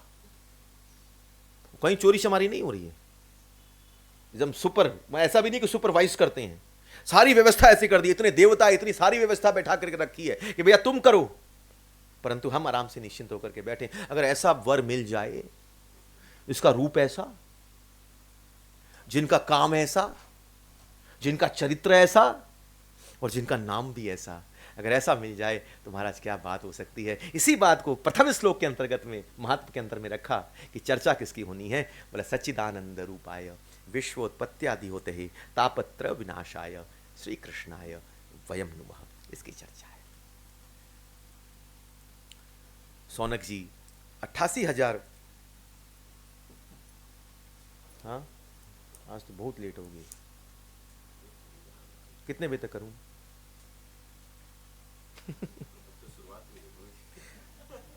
बड़ा मुश्किल, आज ऐसी देरी हो गई बहुत। 8:30 तक करें अगर ठीक लगे तो, थोड़ा ठीक जैसे आप लोग आदेश करें वैसा करूं मैं। हाँ थोड़ा सा फास्ट चलता हूं मैं। सौनक ऋषि 88,000 ऋषियों के साथ में नैमिषारण्य के अंतर्गत में विद्यमान है। सौनक ऋषि उस पावन पवित्र क्षेत्र नैमिषारण्य में विद्यमान, और उनके संग कौन? बोला 88,000 उनके संग ऋषिगण विद्यमान है। पुराणों के कोई विशेष कोई श्रोता हुए हैं पुराणों में, तो वो सौनक ऋषि हुए हैं, और पुराणों का कोई वक्ता है तो वो सूत गोस्वामी है। इसलिए आप कोई भी ग्रंथ को खोलो, महाभारत खोलो, कुछ भी खोलो, तो आप में सूत और सौनक वाच खड़ा हो जाएगा। आप खोलो जैसे सुत आएंगे और सौनक आएंगे, तो पुराणों का जो श्रोता है वो सौनक है, और पुराणों के अंतर्गत में जो वक्ता है वो सूत है। सौनक ऋषि इन सारे 88,000 जितने भी शिष्य हैं, जितने भी हैं ये ऋषिगण, इनके प्रधान हैं। और जैसा सौनक ऋषि करते हैं, जैसा तप करते हैं, जैसी जिज्ञासा करते हैं, जैसा तप करते हैं, जो कुछ करते हैं, वो सारे के सारे 88,000 ऋषिगण भी वही करते हैं। एक बार सारे के सारे नैमिषारण्य में विद्यमान, एक तट पर विद्यमान होकर के सबने विचार रखा, और विचार रख कर करके सौनक ऋषि से रखा, हे सौनक ऋषि ऐसा कैसे हो कि भगवत प्राप्ति हो जाए। सौनक ऋषि ने कहा, विचार तो मैं भी इसी बात का रख रहा हूं कि भगवत प्राप्ति किस प्रकार हो, ऐसा क्या कर्म किया जाए, ऐसा क्या कृत्य किया जाए कि भगवत प्राप्ति हो जाए। इतने साधन किए, इतने संसाधन किए, इतने तप किए, इतने यज्ञ किए, इतना सब कुछ कर दिया, इतना करने के बाद भी कहीं पर में तृप्ति व्याप्त नहीं हुई। सर्वेषु साधन वरेषु चिरम निराशा, इतने साधन संसाधन कर दिए, परंतु केवल निराशा ही हाथ लगी है। कोई एक ऐसा सरल साधन बताओ जिस साधन के माध्यम से उस भगवत की प्राप्ति हो जाए। सौनक ऋषि ने कहा एक काम करते हैं, उपाय तो मेरे पास भी नहीं है, ब्रह्मा जी के पास चलते हैं, ब्रह्मा जी इसका उपाय देंगे। सारे के सारे ब्रह्मा जी के पास पहुंचे और ब्रह्मा जी से कहा, हे ब्रह्मा जी, कोई उपाय बताएं जिस उपाय के माध्यम से निष्कंटक होकर के उस भगवत को प्राप्त कर पाए, किसी प्रकार का विघ्न न हो और सरल रूप से प्राप्त कर पाए। उन्होंने कहा कि एक ही उपाय है, सत्संग की व्यवस्था हो। केवल एक ही चीज है, सत्संग ही आपके जीवन में इस भगवत्ता को दे सकती है और भगवत प्राप्ति को सरल कर सकती है। अच्छा, तो कहां करें? बोले ये कोई संकेत कर सकता है तो गोविंद कर सकते हैं, ठाकुर जी कर सकते हैं। तुम ठाकुर जी की प्रतीक्षा करो, वो जब संकेत करेंगे तो तुमको अपने आप वो स्थान और वो वस्तु की प्राप्ति होगी। सारे के सारे ठाकुर जी से प्रार्थना करने लगे, हे ठाकुर जी कृपा करो और वो स्थान को निर्देश करो जहां पर में हम सत्संग की व्यवस्था कर सकें और सत्संग को श्रवण कर सकें। और तभी उसी समय ठाकुर जी के मनोमय से एक हमारा चक्र पैदा हुआ और ये चक्र निकल कर करके आगे जाता था और एक स्थान पर जाकर के धरती पर गड़ा और गर करके इसका जो अर्णय था, मतलब उसकी छिद्र जो उसका धार थी, वो धार धरती को छेदने लगी और छेदते छेदते महाराज नीचे जितने भी लोग थे उसको भेदने लगी। अतल वितल सुतल तलातल महातल रसातल, इन पांचों को भेद कर करके रसातल छठे को भी भेद दिया और जब पताल तक पहुंची और पताल को भी आधा जब छिद्र कर दिया तो विचार किया सौनक ऋषि ने, अगर सातवां भी कट गया तो ये धरती, ये जो भूलोक है, ये पताल में चली जाएगी। तुरंत ठाकुर जी से प्रार्थना किया, हे ठाकुर जी इस चक्र को रोकें आप। तुरंत चक्र वहीं पर रुका और जब चक्र रुका तो वहीं पर में एक नदी की धारा प्रकट हो गई। सारे के सारे ने सोचा ये विशेष स्थान है। ठाकुर जी ने आकाशवाणी करके कहा यही वो स्थान है जहां पर में सत्संग हो सकता है। सारे के सारे वहां पर बैठे, उस चक्र तीर्थ के अंतर्गत में स्नान किया और स्नान करके वहां पर विराजमान हो गए। और ये जो चक्र तीर्थ हुआ यही नैमिषारण्य के रूप में होकर के विराजमान हुआ। बैठे हैं, सौनक ऋषि बैठे हैं, सारे के सारे बैठे हैं और वहां पर स्नान करने के बाद प्रतीक्षा कर रहे हैं कि ये तो स्थान की तो व्यवस्था हो गई, पर अब कथा करेगा कौन? अब कौन आकर के कथा सुनाएगा? सौनक ऋषि के पास सब पहुंचे, बोले हे सौनक ऋषि आप बताएं कि कथा कौन करेगा, कहां पर आकर के आप सुनाएं। सौनक ऋषि बोले मैं श्रोता हूं, मैं वक्ता नहीं हूं। ठाकुर जी किसी में वो गुण देते हैं जो कह सकता है और किसी में वो गुण देते हैं जो श्रवण कर सकता है। बड़ा वो नहीं होता जो ऊपर बैठ जाता है, बड़ा वो होता है जो श्रोता के रूप में आकर के विद्यमान होता है। अरे यहां पर बैठने वाला तो चौकीदार होता है और यहां पर बैठने वाला जमींदार होता है। चौकीदार छोटा होता है, जमींदार बड़ा होता है। अरे बोलने वाला हमेशा छोटा ही होता है। अरे दो जन का झगड़ा हो रहा हो सोच करके देखें, जो चुपचाप श्रवण कर लेना वो बड़ा होता है। बोलने वाला हमेशा नीचा होता है। परंतु हां, किसी वक्ता को ऊपर बैठाया जाता है। क्यों बैठाया जाता है? जैसे ऐसे समझो आप, जैसे आपके पास दो पानी की बोतल हो, एक खाली हो और एक भरती हो, और आपको खाली बोतल को भरना हो, उस भरी बोतल से तो क्या करना पड़ेगा? इस खाली बोतल को नीचे रखना पड़ेगा, भरी बोतल को ऊपर करके डालना पड़ेगा। इसका मतलब यह नहीं है कि जो भरी बोतल छोटी है और जो खाली बोतल है वो कम है। नहीं, कमी किसी में नहीं है, परंतु भरने के लिए इसको ऊपर उठाना पड़ता है और इसको खाली को नीचे रखना पड़ता है, तभी ऊपर का प्रवाह नीचे जा सकता है। उसी प्रकार वक्ता को ऊपर रखा जाता है ताकि उनकी मुख की टोंटी से, उनके मुख के प्रवाह से कहीं ठाकुर जी की कथा का माध्यम प्रकट हो और कर्ण के उस छिद्र से होकर के ये कथा हृदय के अंदर प्रवेश कर जाए। ये कर्ण का बहुत विशेष प्रभाव है। तुलसीदास जी लिखते हैं ना, ये कान का कार्य क्या है? कान का कार्य क्या है? जिन हरि कथा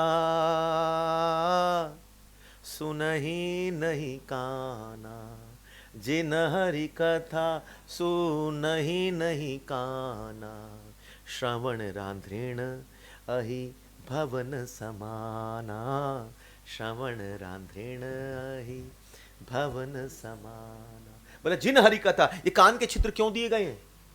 कान क्यों दिया गया है? इधर उधर की चुगली, हाँ इसलिए नहीं, कान दिया गया, छिद्र दिया गया हरि कथा श्रवण करने के लिए। बोला जिस कान में हरि कथा नहीं जाती, जिन हरि कथा सुने ही नहीं काना, जिस कान में हरि कथा नहीं जाती है, बोला वो कान कैसे हैं? बोला सांप के बिल के समान है। जैसे बिल के अंदर सर्प रहता है, वैसे उसी कान के अंतर्गत में, इस छिद्र के अंतर्गत में महाराज सर्प विद्यमान रहता है। और सर्प क्या करता है? जहां सर्प रहेगा वहां जहर रहेगा।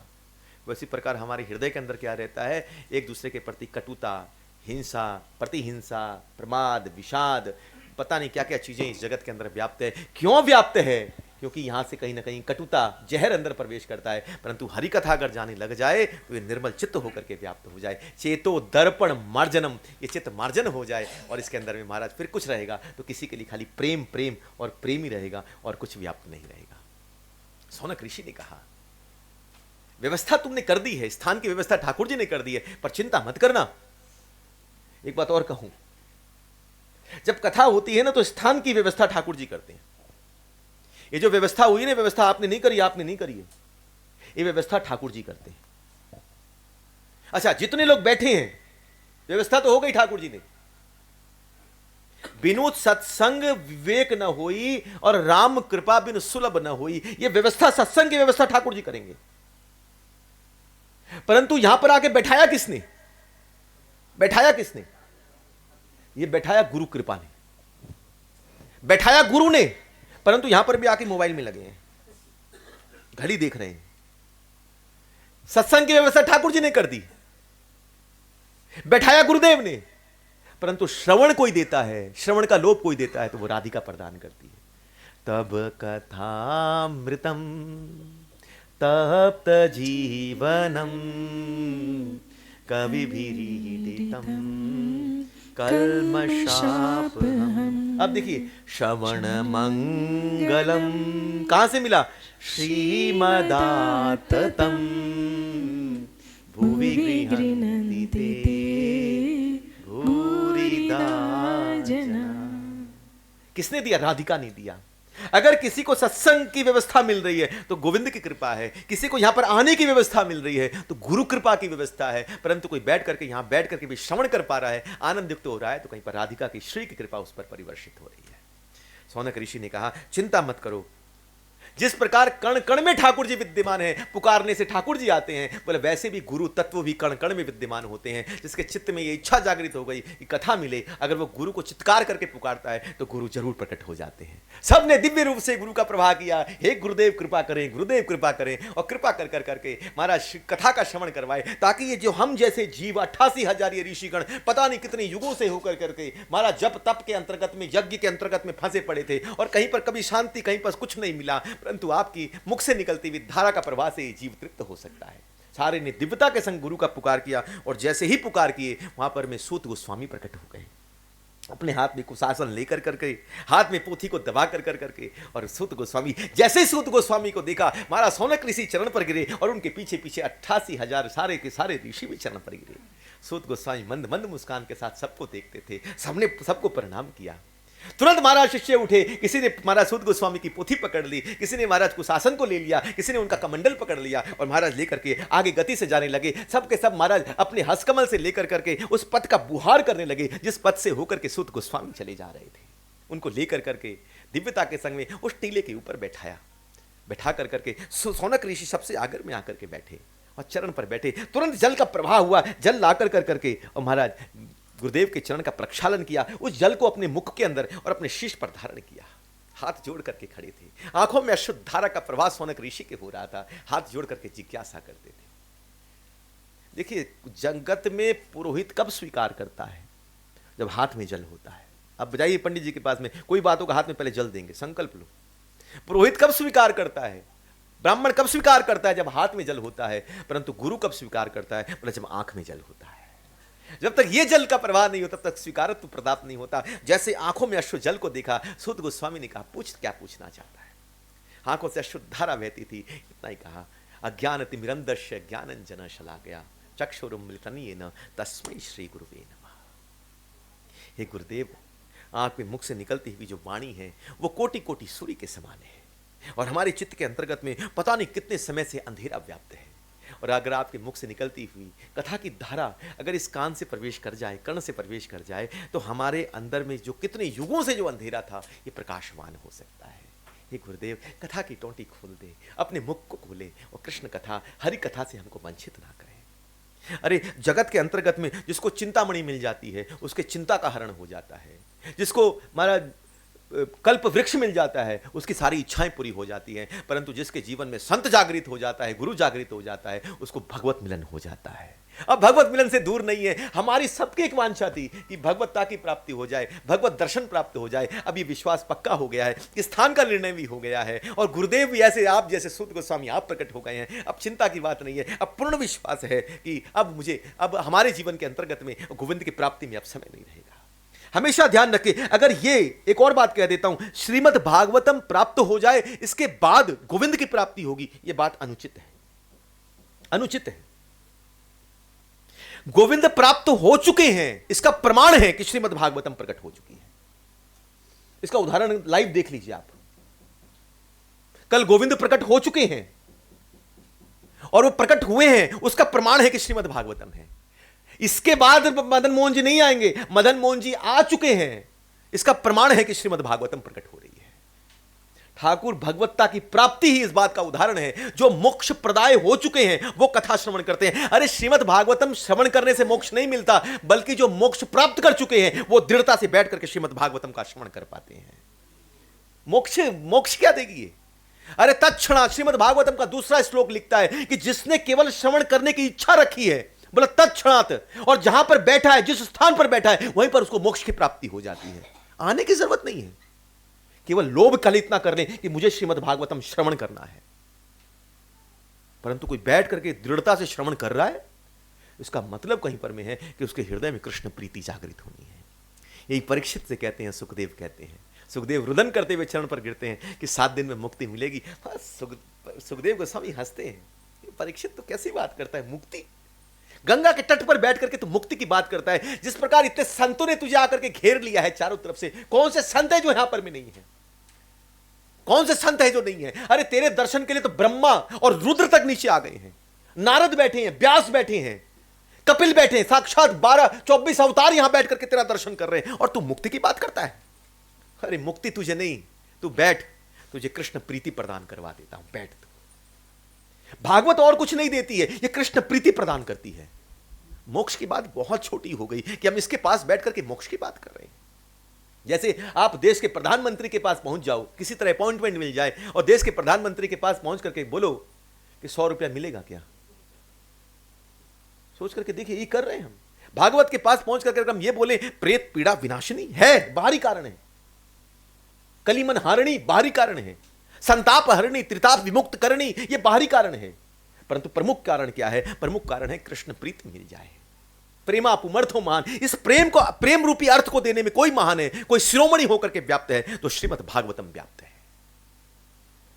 अद्भुत रूप से चरण पर बैठ करके आंखों से अशुद्ध धारा को प्रवाहित करते हुए प्रार्थना करते हैं, हे गुरुदेव कृपा करें। मुझे पूर्ण विश्वास है कि एक संत मिलन इस बात को प्रभाव दे देता है कि गोविंद दूर नहीं है और गोविंद पास ही है। अभी तक कथा हुई नहीं है, कथा है नहीं, परंतु अभी से ही गोविंद की प्राप्ति, संत मिलन इस बात को दे दिया है कि गोविंद की प्राप्ति दूर नहीं है। अब एक काम करें, अब कथा को श्रवण करवाएं, कथा मिल जाए। सूत गोस्वामी कहते हैं, सर्व सिद्धांतम निष्पन्नम संसार भय नाशनम भक्त्यो वर्धनम कृष्ण संतोष हेतुकम। हे सौनक ऋषि, ये विशिष्ट रूप से सर्व सिद्धांत निष्पन्नम, ये जो ग्रंथ है जो मैं तुझे सुना रहा हूं श्रीमद् भागवतम, इसको सावधान तया सुनू, सावधान होकर के श्रवण करना।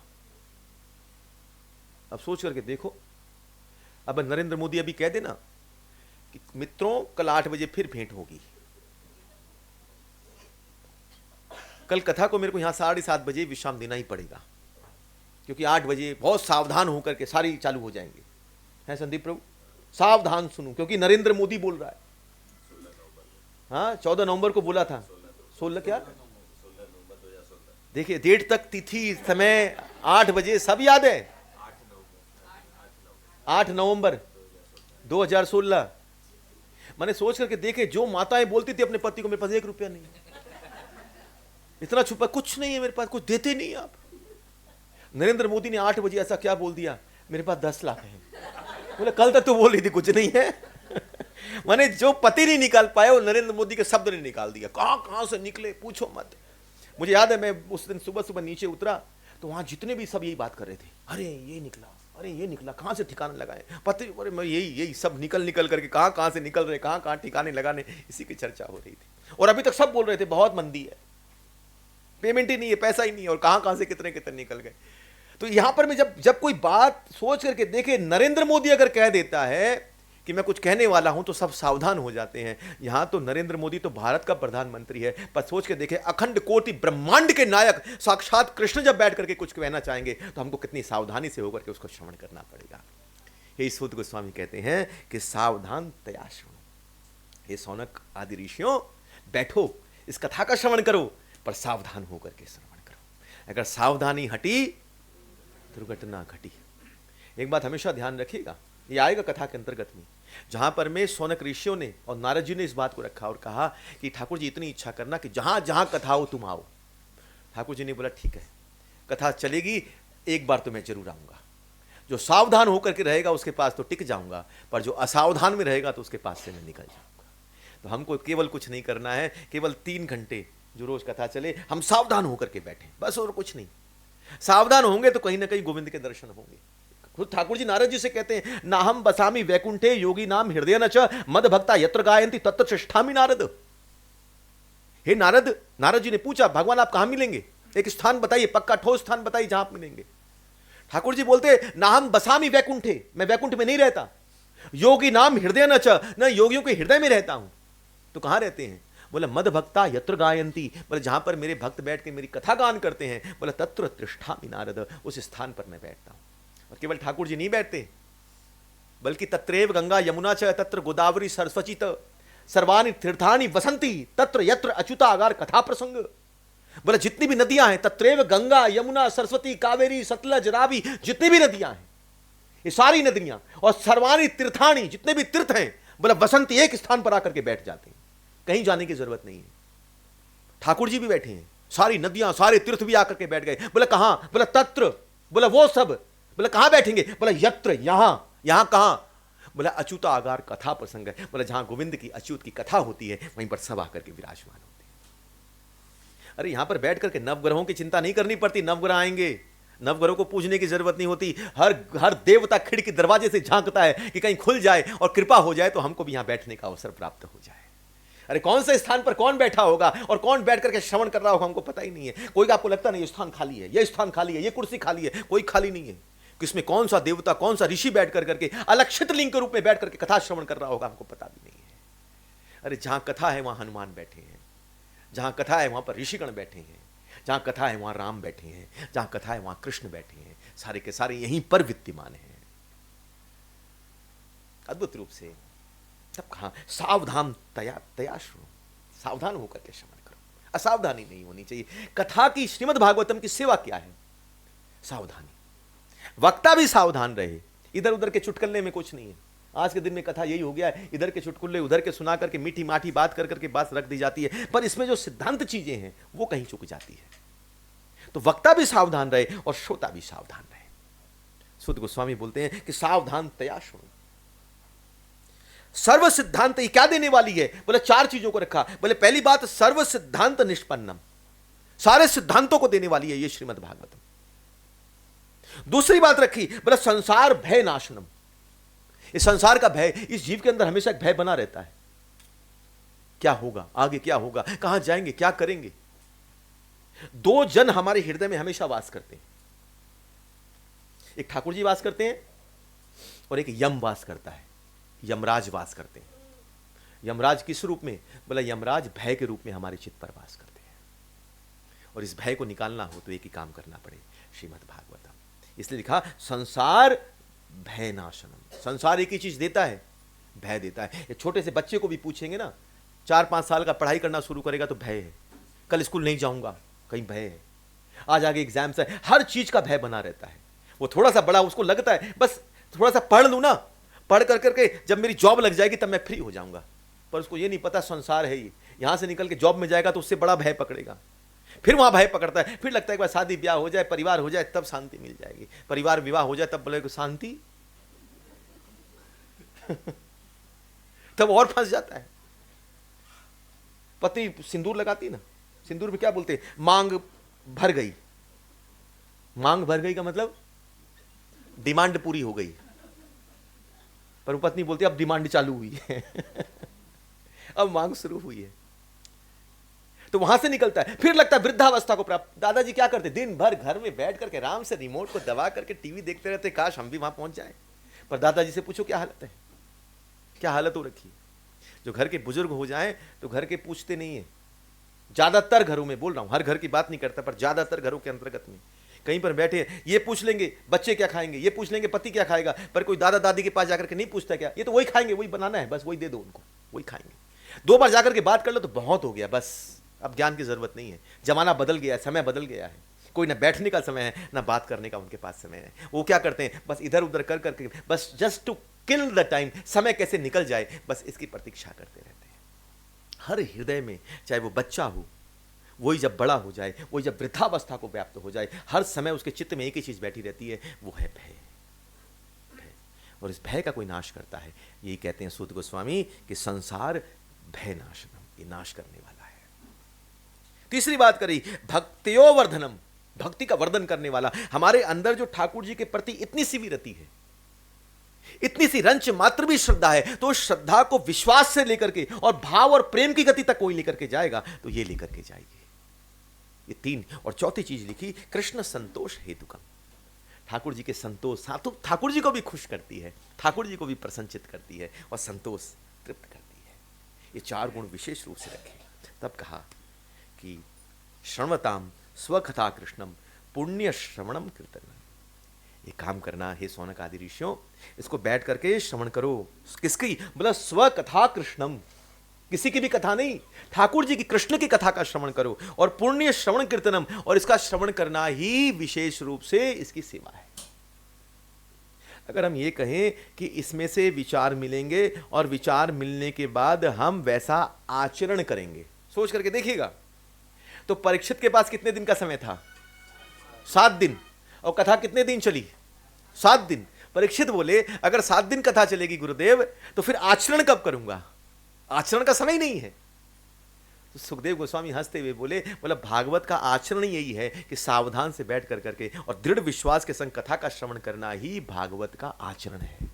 सावधान तयो सुनो, सावधान होकर करके और विश्वास के संग सुनो। और कब सुनो, बोला रोज। नष्ट प्रायेषु भद्रेषु नित्य भागवत सेवया, भगवती उत्तम श्लोके भक्ति भवति नष्ट की, आपको निष्ठावान कर देगी, पक्का कर देगी। इसलिए हे सौनक आदि ऋषियों, बैठ करके निष्ठा के संग श्रीमद् भागवतम का श्रवण करो। अद्भुत रूप से व्याप्त हुए महाराज, चारों तरफ से महाराज दरी बिछ गई थी, सारे कार्य साथ संत बैठे थे, सूत गोस्वामी ऊपर बैठे थे, सबकी दृष्टि सूत गोस्वामी के मुख की तरफ थी कि सूत गोस्वामी बोले और कृष्ण धारा का प्रवाह हो जाए। और इधर से महाराज सौनक ऋषि हाथ जोड़ करके बैठे थे, आंखों में अश्रुत धारा थी। तभी पहला प्रश्न सौनक ऋषि बोले कि संत के मुख से तभी निकले जब जिज्ञासा हो, जब तक कुछ पूछे ही नहीं तो कैसे निकले। कोई रेडियो थोड़ी है कुछ बोले, कोई रेडियो थोड़ी चैनल घुमाया और बोल दिया। अरे संत के मुख से तो तब निकले जब कोई जिज्ञासा जागृत हो। सौनक ऋषि बोले ऐसे सूत गोस्वामी बोलेंगे नहीं, कोई जिज्ञासा रखूं तभी बोलेंगे। तब सौनक ने पहला प्रश्न किया कि ये बताएं भगवान कि ये श्रीमद् भागवतम जो कथा आप सुनवा रहे हैं, ये श्रीमद् भागवतम प्रकट कैसे हुई, इसको कहां से प्रकट किया गया, और दूसरी बात आपको कैसे प्राप्त हुई, ये मुझे बताएं। तब कहा कि मैं क्या कहूं, ये चतुर्श्लोकी भागवत जो अभी सुनाई हमने, 4 श्लोक गाए, बोले यही भागवत ठाकुर जी ने, नारायण ने, ये ब्रह्मा जी के हृदय में आकर के इस चतुर्श्लोकी भागवत को दिया। ब्रह्मा जी ने इसी भागवत को नारद जी को दिया, नारद जी ने इसी चतुर्श्लोकी भागवत को व्यासदेव जी को दिया, और व्यासदेव जी की चरणाश्रित शिष्य मैं हूं, और उनके चरणाश्रित होकर के गुरु मुख से इस श्रीमद् भागवतम का मैंने श्रवण किया है, वहां से मैंने श्रवण किया और वहीं से मुझको प्राप्त हुई। तब उन्होंने कहा कि सौनक ने पूछा पर यह सप्ताह की जो विधि है, 7 दिन की विधि, यह कहां से प्रकट हुई। तब उन्होंने कहा यह सप्ताह की विधि तब प्रकट हुई जब सनकादिकों ने यह कथा नारद जी को सुनाई। सौनक ऋषि बोले अभी तो गुरुदेव आपने कहा कि व्यास जी ने ब्रह्मा जी ने नारद जी को सुनाई, और अभी आप कह रहे हैं सनकादिकों ने नारद जी को सुनाई। तब सूत गोस्वामी ने कहा चतुर्श्लोकी भागवत के रूप में तो सुना दी, परंतु भागवत को सप्ताह रूप में, 7 दिवसीय रूप में और विस्तार रूप से जब सुनाया तो यह विधि शुरू हुई जब सनकादिकों ने विशेष रूप से इस कथा को सुनाया नारद जी को। अच्छा तो यह बताइए कब सुनाया और कैसे सुनाया। देखिए यही है, संत के सामने जिज्ञासा जागृत हो जाए ना तो कथा का प्रवाह जागृत होता है। तब कहा, बोले एक बार कलयुग का प्रवाह था और नारद जी के अंदर इच्छा जागृत हो गई कि चारों तरफ कलयुग फैलता है, परंतु भारतवर्ष धन्य है, ये धरती धन्य है जहां पर मैं ठाकुर जी की कथा नित्य प्रवाह होती है। मैं स्वर्ग चला जाऊं, पता नहीं कहां कहां विचरण करता हूं, पर कहीं पर मैं ठाकुर जी की कथा नहीं है। एक बार देखूं तो सही, इस धरा के ऊपर में भी क्या कली अपना प्रभाव डाल सकता है जहां पर ठाकुर जी की कथा का इस प्रकार प्रवाह होता है। तुरंत नारद जी अपनी बीड़ा लेकर के इस भारतवर्ष धरती के ऊपर उतरे और उतर करके विचरण करने लगे। और जैसे ही विचरण करते थे, आगे बढ़ते थे, पर जितना उत्साह से वो नीचे उतरे थे और जैसे जैसे उनके कदम बढ़ते थे, उनका उत्साह नीचे गिरने लगा। चारों तरफ दृष्टि डालते थे तो कहीं पर हिंसा थी, कहीं पर में प्रतिहिंसा थी, कहीं पर में अनेक अनेक आयोजनों में, धार्मिक अनुष्ठानों में भी पहुंचे तो वहां पर में भी धर्म के नाम पर कहीं ना कहीं प्रतिस्पर्धा हो रही थी। धर्म का, आयोजनों का लक्ष्य केवल धन अर्जन रह गया था, कथाओं का रूप केवल इसीलिए रह गया था कि यहां से कुछ प्राप्त हो जाए।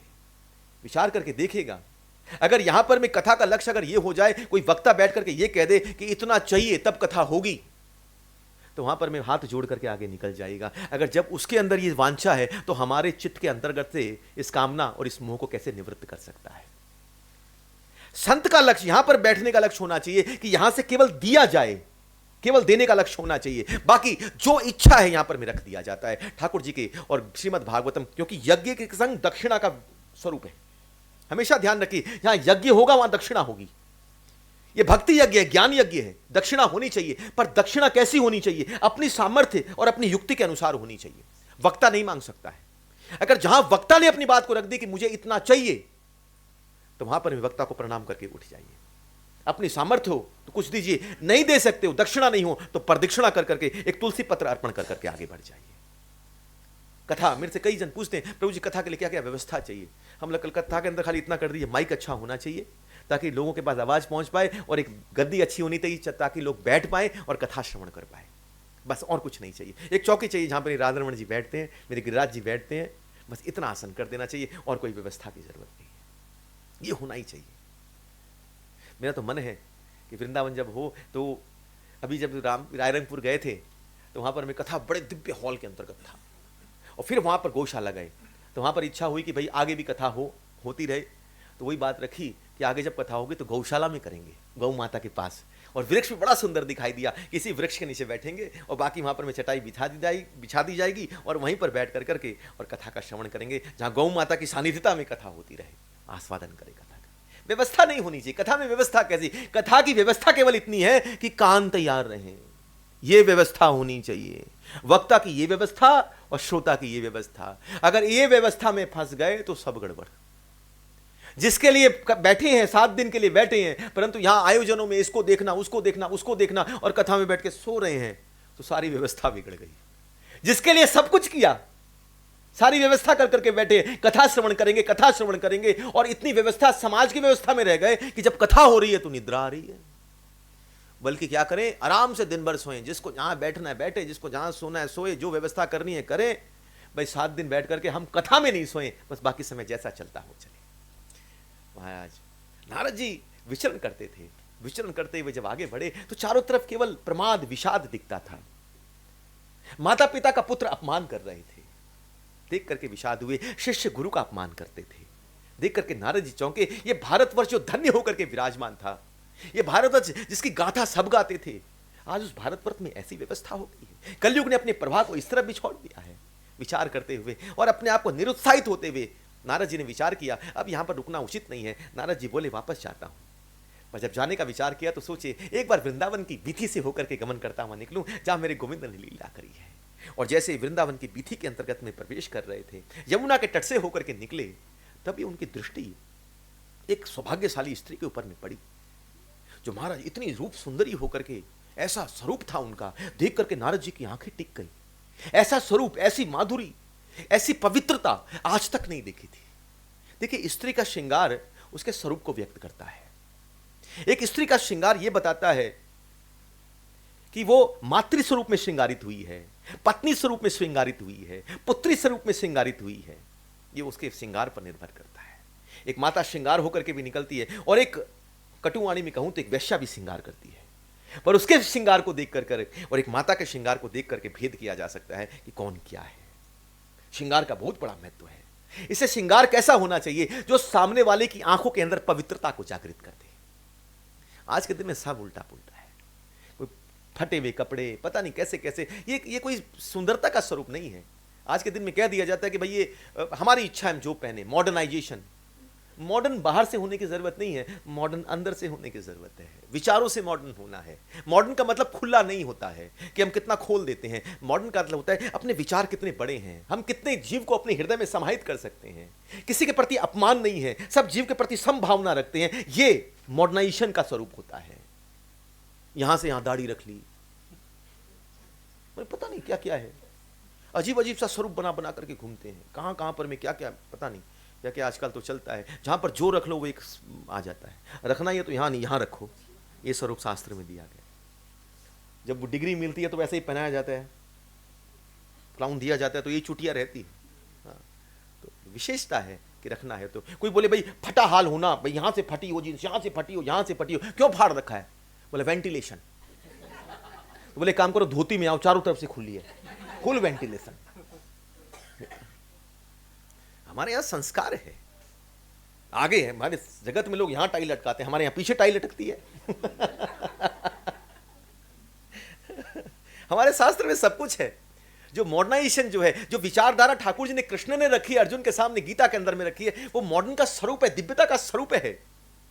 वो कोई संकुचित नहीं करता है, अर्जुन को खोल दिया है, विस्तार कर दिया है, अर्जुन के चित्त को खोल दिया है, जो चित्त को बड़ा कर देता है, जो स्थान को बड़ा कर देता है, आपके हृदय को बड़ा कर देता है, आपकी विचारधारा को बड़ा कर देता है, वो मॉडर्न होता है।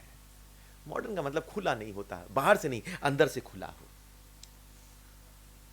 तभी देखा, जैसे देखा, देख करके आश्चर्यचकित करते थे, ऐसा पवित्र स्वरूप मैंने आज तक नहीं देखा। तभी देखा और देख करके देखा कि दो वृद्ध हैं जो उनकी गोद में सो रहे हैं। नारद जी बोले अद्भुत दशा, ये रूप सुंदरी, इतनी पवित्रता, सौभाग्यशालिनी ये, और इनकी गोद पर दो वृद्ध सो रहे हैं। और पीछे जब देखा तो अनंत अनंत नारियां, दासिकाएं हैं जो सेवा कर रही हैं। नारद जी देख करके आश्चर्यचकित किए, कुछ समय तो रुके, और रुकने के बाद विचार किया, फिर बोले क्या करता हूं, फिर आगे बढ़े। और जैसे आगे बढ़े, उस स्त्री ने जोर से कहा कि भौ भौ साधु क्षणम तिष्ठम मत चिंता मति नाशम। भौ भौ साधु, हे साधु रुको, साधु रुको, साधु रुको। नारद जी घूमे, बोला साधु का दर्शन मात्र करने से ना, साधु का दर्शन, संत दर्शन हो जाए ना, तो अंदर में जितनी भी चिंताएं होती है, चिंताओं का नाश होता है। मत चिंता मति नाशम, संत दर्शन से चिंता का नाश होता है। और तुम एक स्त्री की चिंता को देख रहे हो, उसके बाद भी निकलते चले जा रहे हो। नारद जी तुरंत मुड़े और तुरंत आकर के सामने खड़े हुए और उन्होंने कहा आप हैं कौन? हाथ जोड़ करके पूछा आप हैं कौन? ऐसा पवित्र स्वरूप मैंने आज तक अपने जीवन में नहीं देखा जो स्वरूप मैं आपका देखता हूं। सत्य कहता हूं, मैंने लक्ष्मी तक का भी दर्शन किया है, माता लक्ष्मी का भी दर्शन किया है, पर जो पवित्रता आप में दिख रही है, वो पवित्रता उनमें भी कहीं ना कहीं छुप जा रही है। आप कौन हो सौभाग्यशाली, ये बताओ।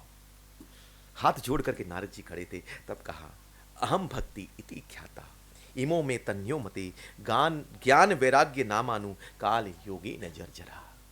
तब कहा कि मैं और कोई नहीं हूं, अहम भक्ति इति ख्याता, मैं भक्ति हूं। जैसे कहा भक्ति महारानी है, ये साक्षात भक्ति प्रकट हो गई है। तुरंत नारद जी चरण पर गिरे और चरण रज लेकर के शीश पे लगाया और पूछा कि ये बताइए आप भक्ति हैं तो फिर ये कौन है? उन्होंने कहा कि ये दोनों जो है, ये तन्यो, ये दोनों मेरे पुत्र हैं। पुत्र हैं? कौन है पुत्र? बोला ज्ञान वैराग्य ना मानू, इनके नाम है ज्ञान और वैराग्य। तो इनकी दशा कैसी हो गई? बोला काल योगेन जर्जरा, बोला काल के कारण, समय के साथ में दोनों बूढ़े हो गए।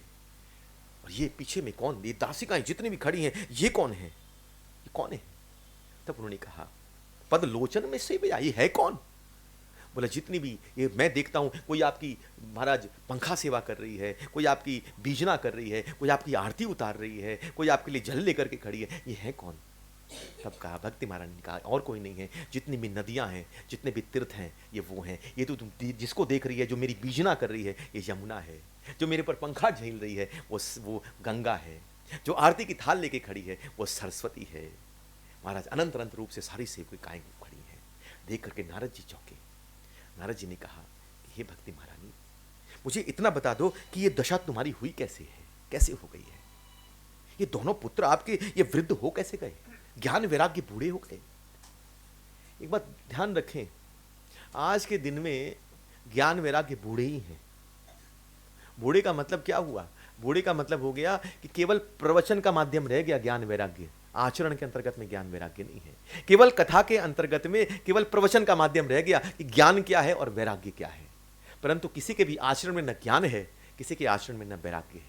केवल श्रवण कर करके, सुन करके हम निकल जाते हैं, वक्ता बोल करके निकल जाता है, न उनमें ज्ञान वैराग्य है, न श्रवण करने वाले के अंतर्गत में ज्ञान वैराग्य है, दोनों के अंतर्गत में नहीं है। इसलिए दोनों बूढ़े होकर के व्याप्त हैं। तभी कहा दोनों बूढ़े हैं। बहुत बहुत इसमें मर्म खुल करके सामने आता है। भक्ति महारानी के दोनों पुत्र हैं, कौन? ज्ञान और वैराग्य। और पुत्र का पालन करने का हक किसका होता है? माता का होता है। भक्ति महारानी कहती है कि मैं तो चाहती हूं कि ये कृष्ण चरणाश्रित हो जाए, और मेरा लक्ष्य भी है कि कृष्ण चरणाश्रित हो, परंतु ये दोनों क्या करते हैं? दोनों मोक्ष की तरफ भागते हैं, दोनों मोक्ष की तरफ भाग रहे हैं।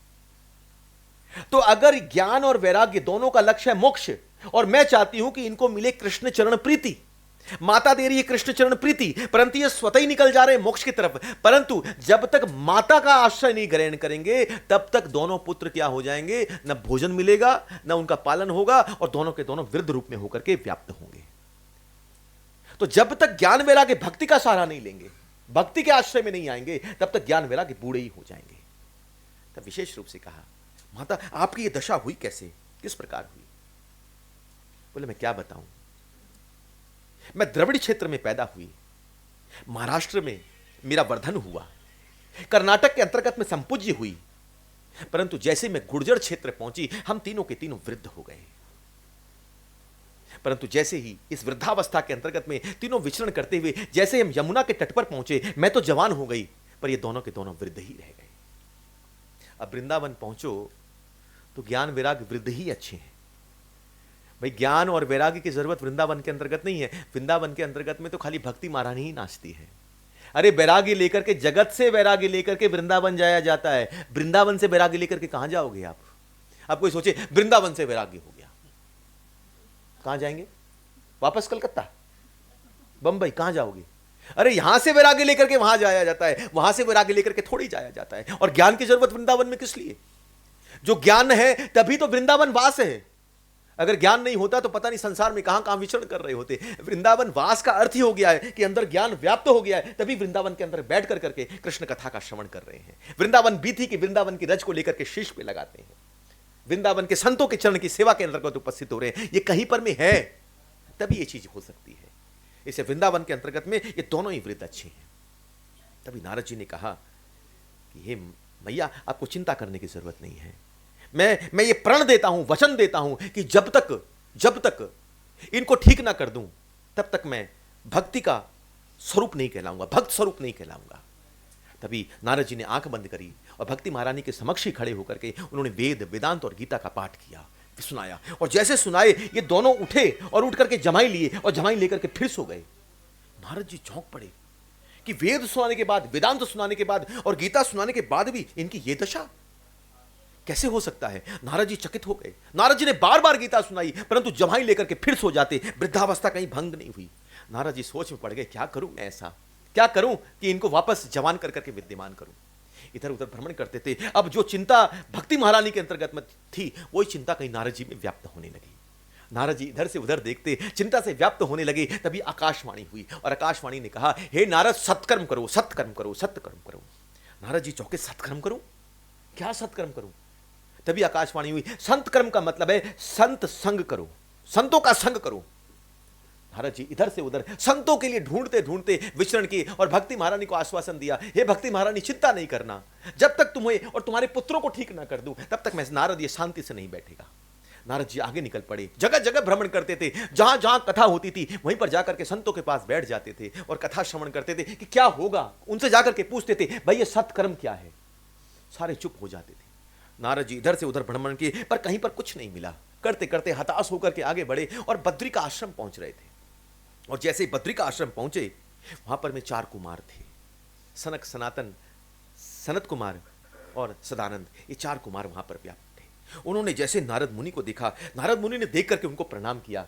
ये 4 कुमार, ये इनके बड़े भाई हैं 4 कुमार। ब्रह्मा जी के प्रथम पुत्र हुए ये 4 कुमार और ब्रह्मा जी के सबसे छोटे पुत्र हुए नारद जी। पर इन्होंने क्या किया, अपने आप को ब्रह्मा जी से एक ही चीज मांगी कि हे पिताजी, मुझे केवल इतनी इतनी कृपा करना कि हम जो 4 पुत्र हैं ये 5 वर्ष से ऊपर कभी नहीं, 5 वर्ष के बालक ही रहे। ब्रह्मा जी ने कहा क्यों, इतने छोटे क्यों रहना चाहते हो? बोले इसलिए रहना चाहते हैं कि 5 वर्ष के बालक में किसी प्रकार का विकार पैदा नहीं होता, निर्विकार रहता है। और हम चाहते हैं कि निर्विकार होकर के हम ठाकुर जी का भजन कर सकें, हम कथा कर सकें, बस यही रहना चाहते हैं। ये 5 वर्ष के छोटे छोटे 5-4 बालक वहां विद्यमान थे, बद्री का आश्रम में बैठे थे। और इनका स्वरूप क्या था कि एक कथा करता था और 3 बैठ करके श्रवण करते थे। फिर एक उठते थे, उधर चले जाते थे, दूसरा आकर के बैठ करके कथा करता था। जो नित्य सत्संग में रहते थे ये चतुष्कुमार थे। इसलिए एक शिक्षा चतुष्कुमारों ने दी कि हमारा घर कहां होना चाहिए। कोई पूछे ना हमारा घर कहां होना चाहिए, भाई कहां, जहां पर में हॉस्पिटल बगल में हो, डॉक्टर बगल में हो, बाजार बगल में हो, मॉल बगल में हो, स्कूल बगल में हो, ऑफिस बगल में हो, हम यही ढूंढते हैं, क्या व्यवस्था बगल में है। 4 कुमार कहते हैं कि घर कहां होना चाहिए, बोला जहां पर में नित्य सत्संग प्राप्त होता रहे, जहां पर बड़ी आसानी से सत्संग प्राप्त होता रहे, वहीं पर में घर अपना बनाना चाहिए। संग का बहुत बड़ा प्रभाव है, बहुत बड़ा प्रभाव है।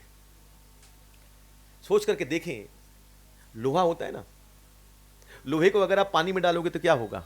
एक नदी है, नदी में आपने लोहे को डाल दिया, या समुद्र है, समुद्र के जल में लोहे को डाला तो क्या होगा, डूब जाएगा।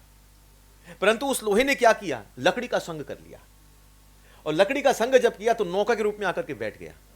अब बोलो, अब वो नौका जब उस पर जाएगी तो वो लोहा डूबेगा क्या, नहीं डूबेगा। बल्कि डूबेगा ही नहीं, बल्कि जो उस पर सवार होंगे उसको भी इससे पार लगा देगा।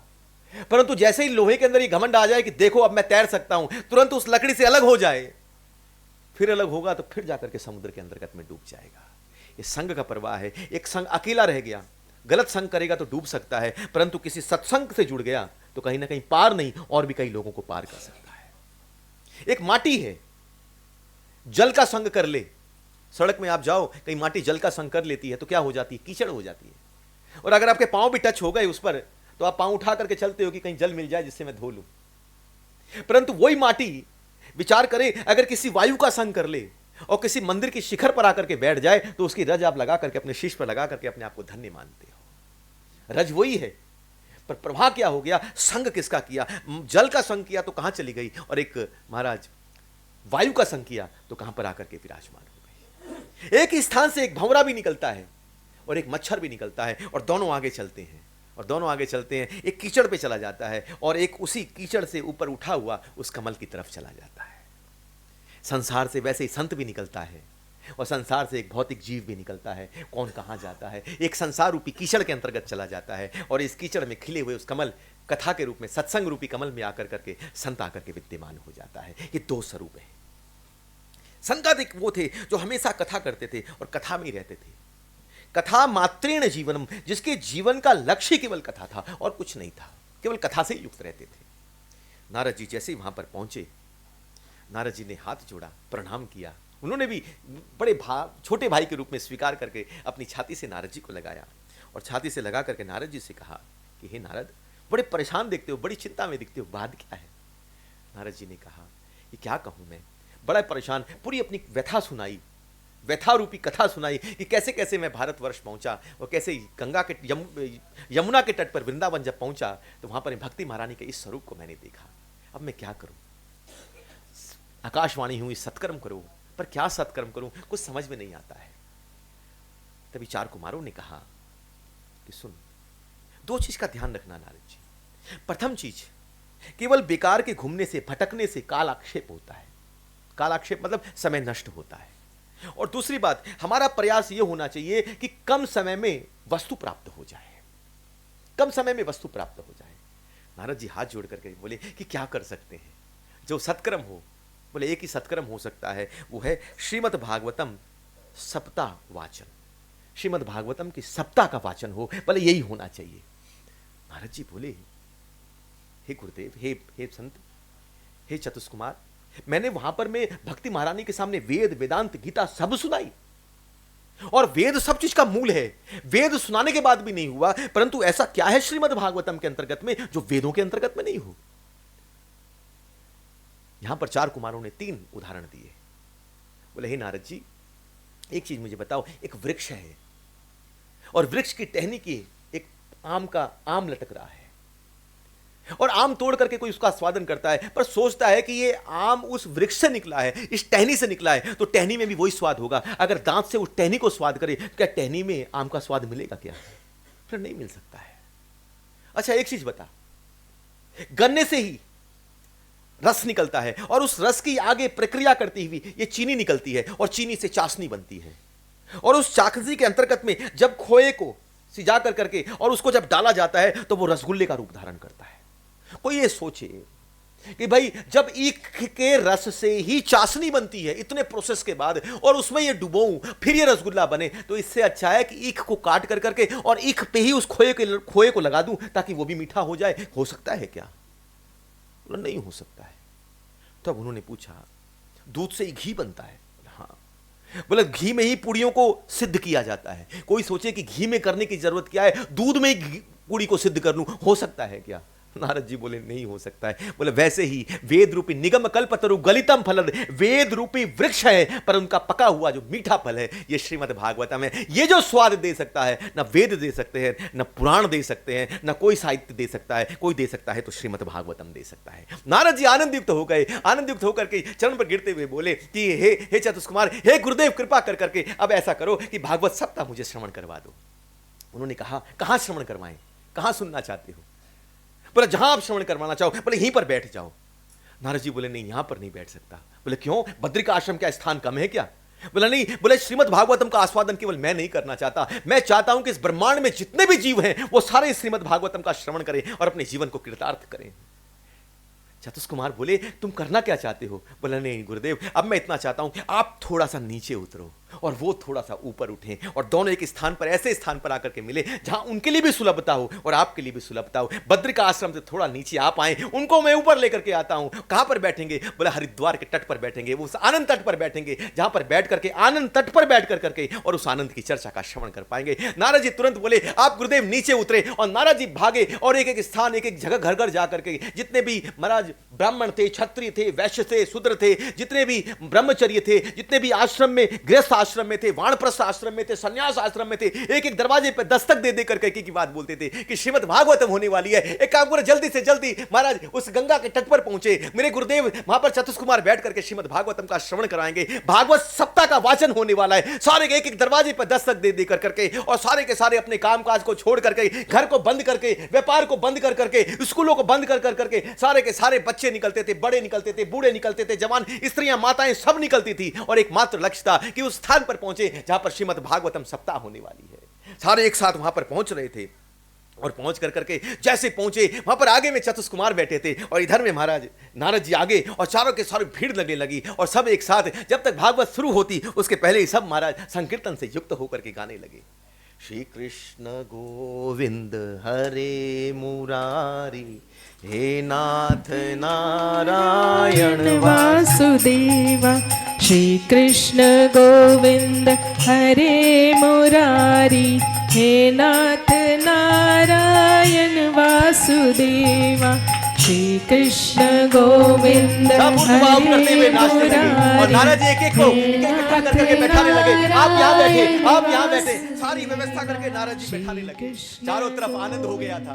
महाराज उम्र में सामने चतुष्कुमार बैठे थे, अपने पोथी लेकर के तैयार बैठे थे और यहाँ पर नारद जी बैठ के उत्कंठा से बैठे थे। हे गुरुदेव कृपा करें और कृपा करके श्रवण कराएं। और जैसे श्रवण कराने के लिए और भागवत का पहला श्लोक बोला, जन्मादि यस्य तन्मयतः चार्थेषु अभिज्ञ स्वराट तेने ब्रह्म हृदय आदि कव्य मोहंत यत् सूर्या तेजो वारि मृदा मथा विनिमय अत्रिशगामृषा धामना स्वेन सदा निरस्तकुकम सत्यम परम धीमहि। जैसे ही बोला, जैसे ही श्लोक खत्म नहीं होता उसी समय नारद जी देख करके चौंके। वहीं पर में भक्ति महारानी प्रकट हो गई, ज्ञान वैराग्य प्रकट हो गए और दोनों महाराज हाथ पकड़ कर करके एक दूसरे का पकड़ करके नाच रहे थे। नारद जी बोले कथा क्यों रुक गई? तभी पीछे पलट करके देखा तो भक्ति महारानी साक्षात खड़ी थी, ज्ञान वैराग्य खड़े थे और एक दूसरे के हस्त कमल को लेकर के नाचते हुए डोल रहे थे और एक साथ नाचते हुए गा रहे थे, श्री कृष्ण गोविंद हरे मुरारी, हे नाथ नारायण वासुदेवा।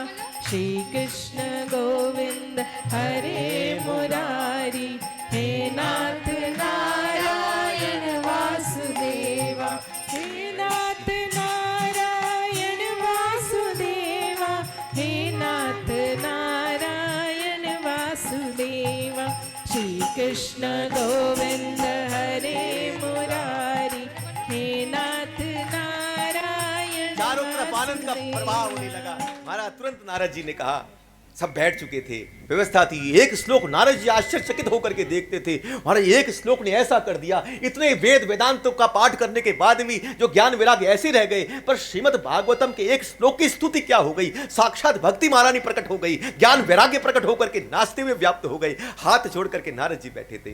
नारद जी ने कहा, धन्य धन्य हो गई, ये श्रीमद् भागवतम कोई साधारण नहीं है। और जोर से चित्कार करते हुए नारद जी के मुख से निकला, बोलिए श्रीमद् भागवतम भगवान की जय जयकार होने लगी। ऊपर देवता देकर के पुष्पों की वर्षा कर रहे थे, चारों तरफ से नाच गान होने लग रहे थे। श्रीमद् भागवतम का प्रवाह हो रहा था। सप्त दिवसीय इस सप्ताह का प्रवाह प्रथम बार होना था। सबके सब बैठ के उत्कंठा के संग बैठे थे। तब नारद जी ने कहा, धन्य हो गए गुरुमुख, आपकी मुख की टोंटी से ऐसी रस की धारा निकली। तभी कहा, इस भक्ति महारानी को कहां बैठाएं। ज्ञान वैराग्य दोनों विराजमान हुए। तभी भक्ति महारानी बैठने लगी। कहां बैठूं मैं, नारद जी से पूछा। नारद जी ने सनकादिकों की तरफ देखा और पूछा, कहां बैठने के लिए दूं। सनकादिक उठ करके खड़े हुए, बोले, हे भक्ति महारानी, कहीं नहीं बैठना, तुमको बैठना हो तो भक्तों के हृदय आसन पर आकर के विराजमान हो। और जिस हृदय आसन पर आकर के विराजमान होगी, और जहां पर मैं तुम हृदय आसन पर बैठोगी, और जहां से कथा का प्रवाह होगा, तुम हृदय से निकल करके, संत हृदय से निकल करके उन सामने वाले के हृदय पर जाकर के बैठोगी, और उनके चित्त में भी श्रीमद् भागवतम की दिव्य धारा का प्रवाह हो जाएगा। भक्ति महारानी को हृदय आसन पर स्थान दिया। भक्ति महारानी हृदय आसन पर बैठी। तब नारद जी ने प्रश्न किया कि हे गुरुदेव, इतना बताएं, इस सनकादिकों ये बताएं, क्या ये भक्ति महारानी क्या ज्ञान वैराग्य पर ही कृपा करती है, क्या पापियों पर कृपा नहीं करती है। सनकादिक हंसते हुए करे, अरे पापियों पर भी कृपा करती है। ये तो ऐसी है कि जो श्रद्धा के संग बैठेगा, चाहे कितना भी पतित हो, उस पर कृपा करती है। तब विशिष्ट रूप से उन्होंने गौकर्ण की कथा सुनाई कि अब इसकी कथा कल के स्वरूप में ले कि वहाँ पर में तुंगभद्रा नदी के तट पर में वहाँ पर एक ब्राह्मण पंडित रहते थे जिनका नाम था आत्मदेव। अब ये कथा आज तो समय नहीं है, 8:45 बज रहे हैं, 8:40। तो इस कथा को यहीं से कल हम लेकर के चलेंगे समय के साथ में, और इसी महात्म को लेकर के फिर श्रीमद् भागवतम के अंतर्गत में हम प्रवेश करते हुए आगे बढ़ने का प्रयास करेंगे। तो आज समय के लिए मैं सबसे क्षमा चाहूँगा कि समय के लिए आज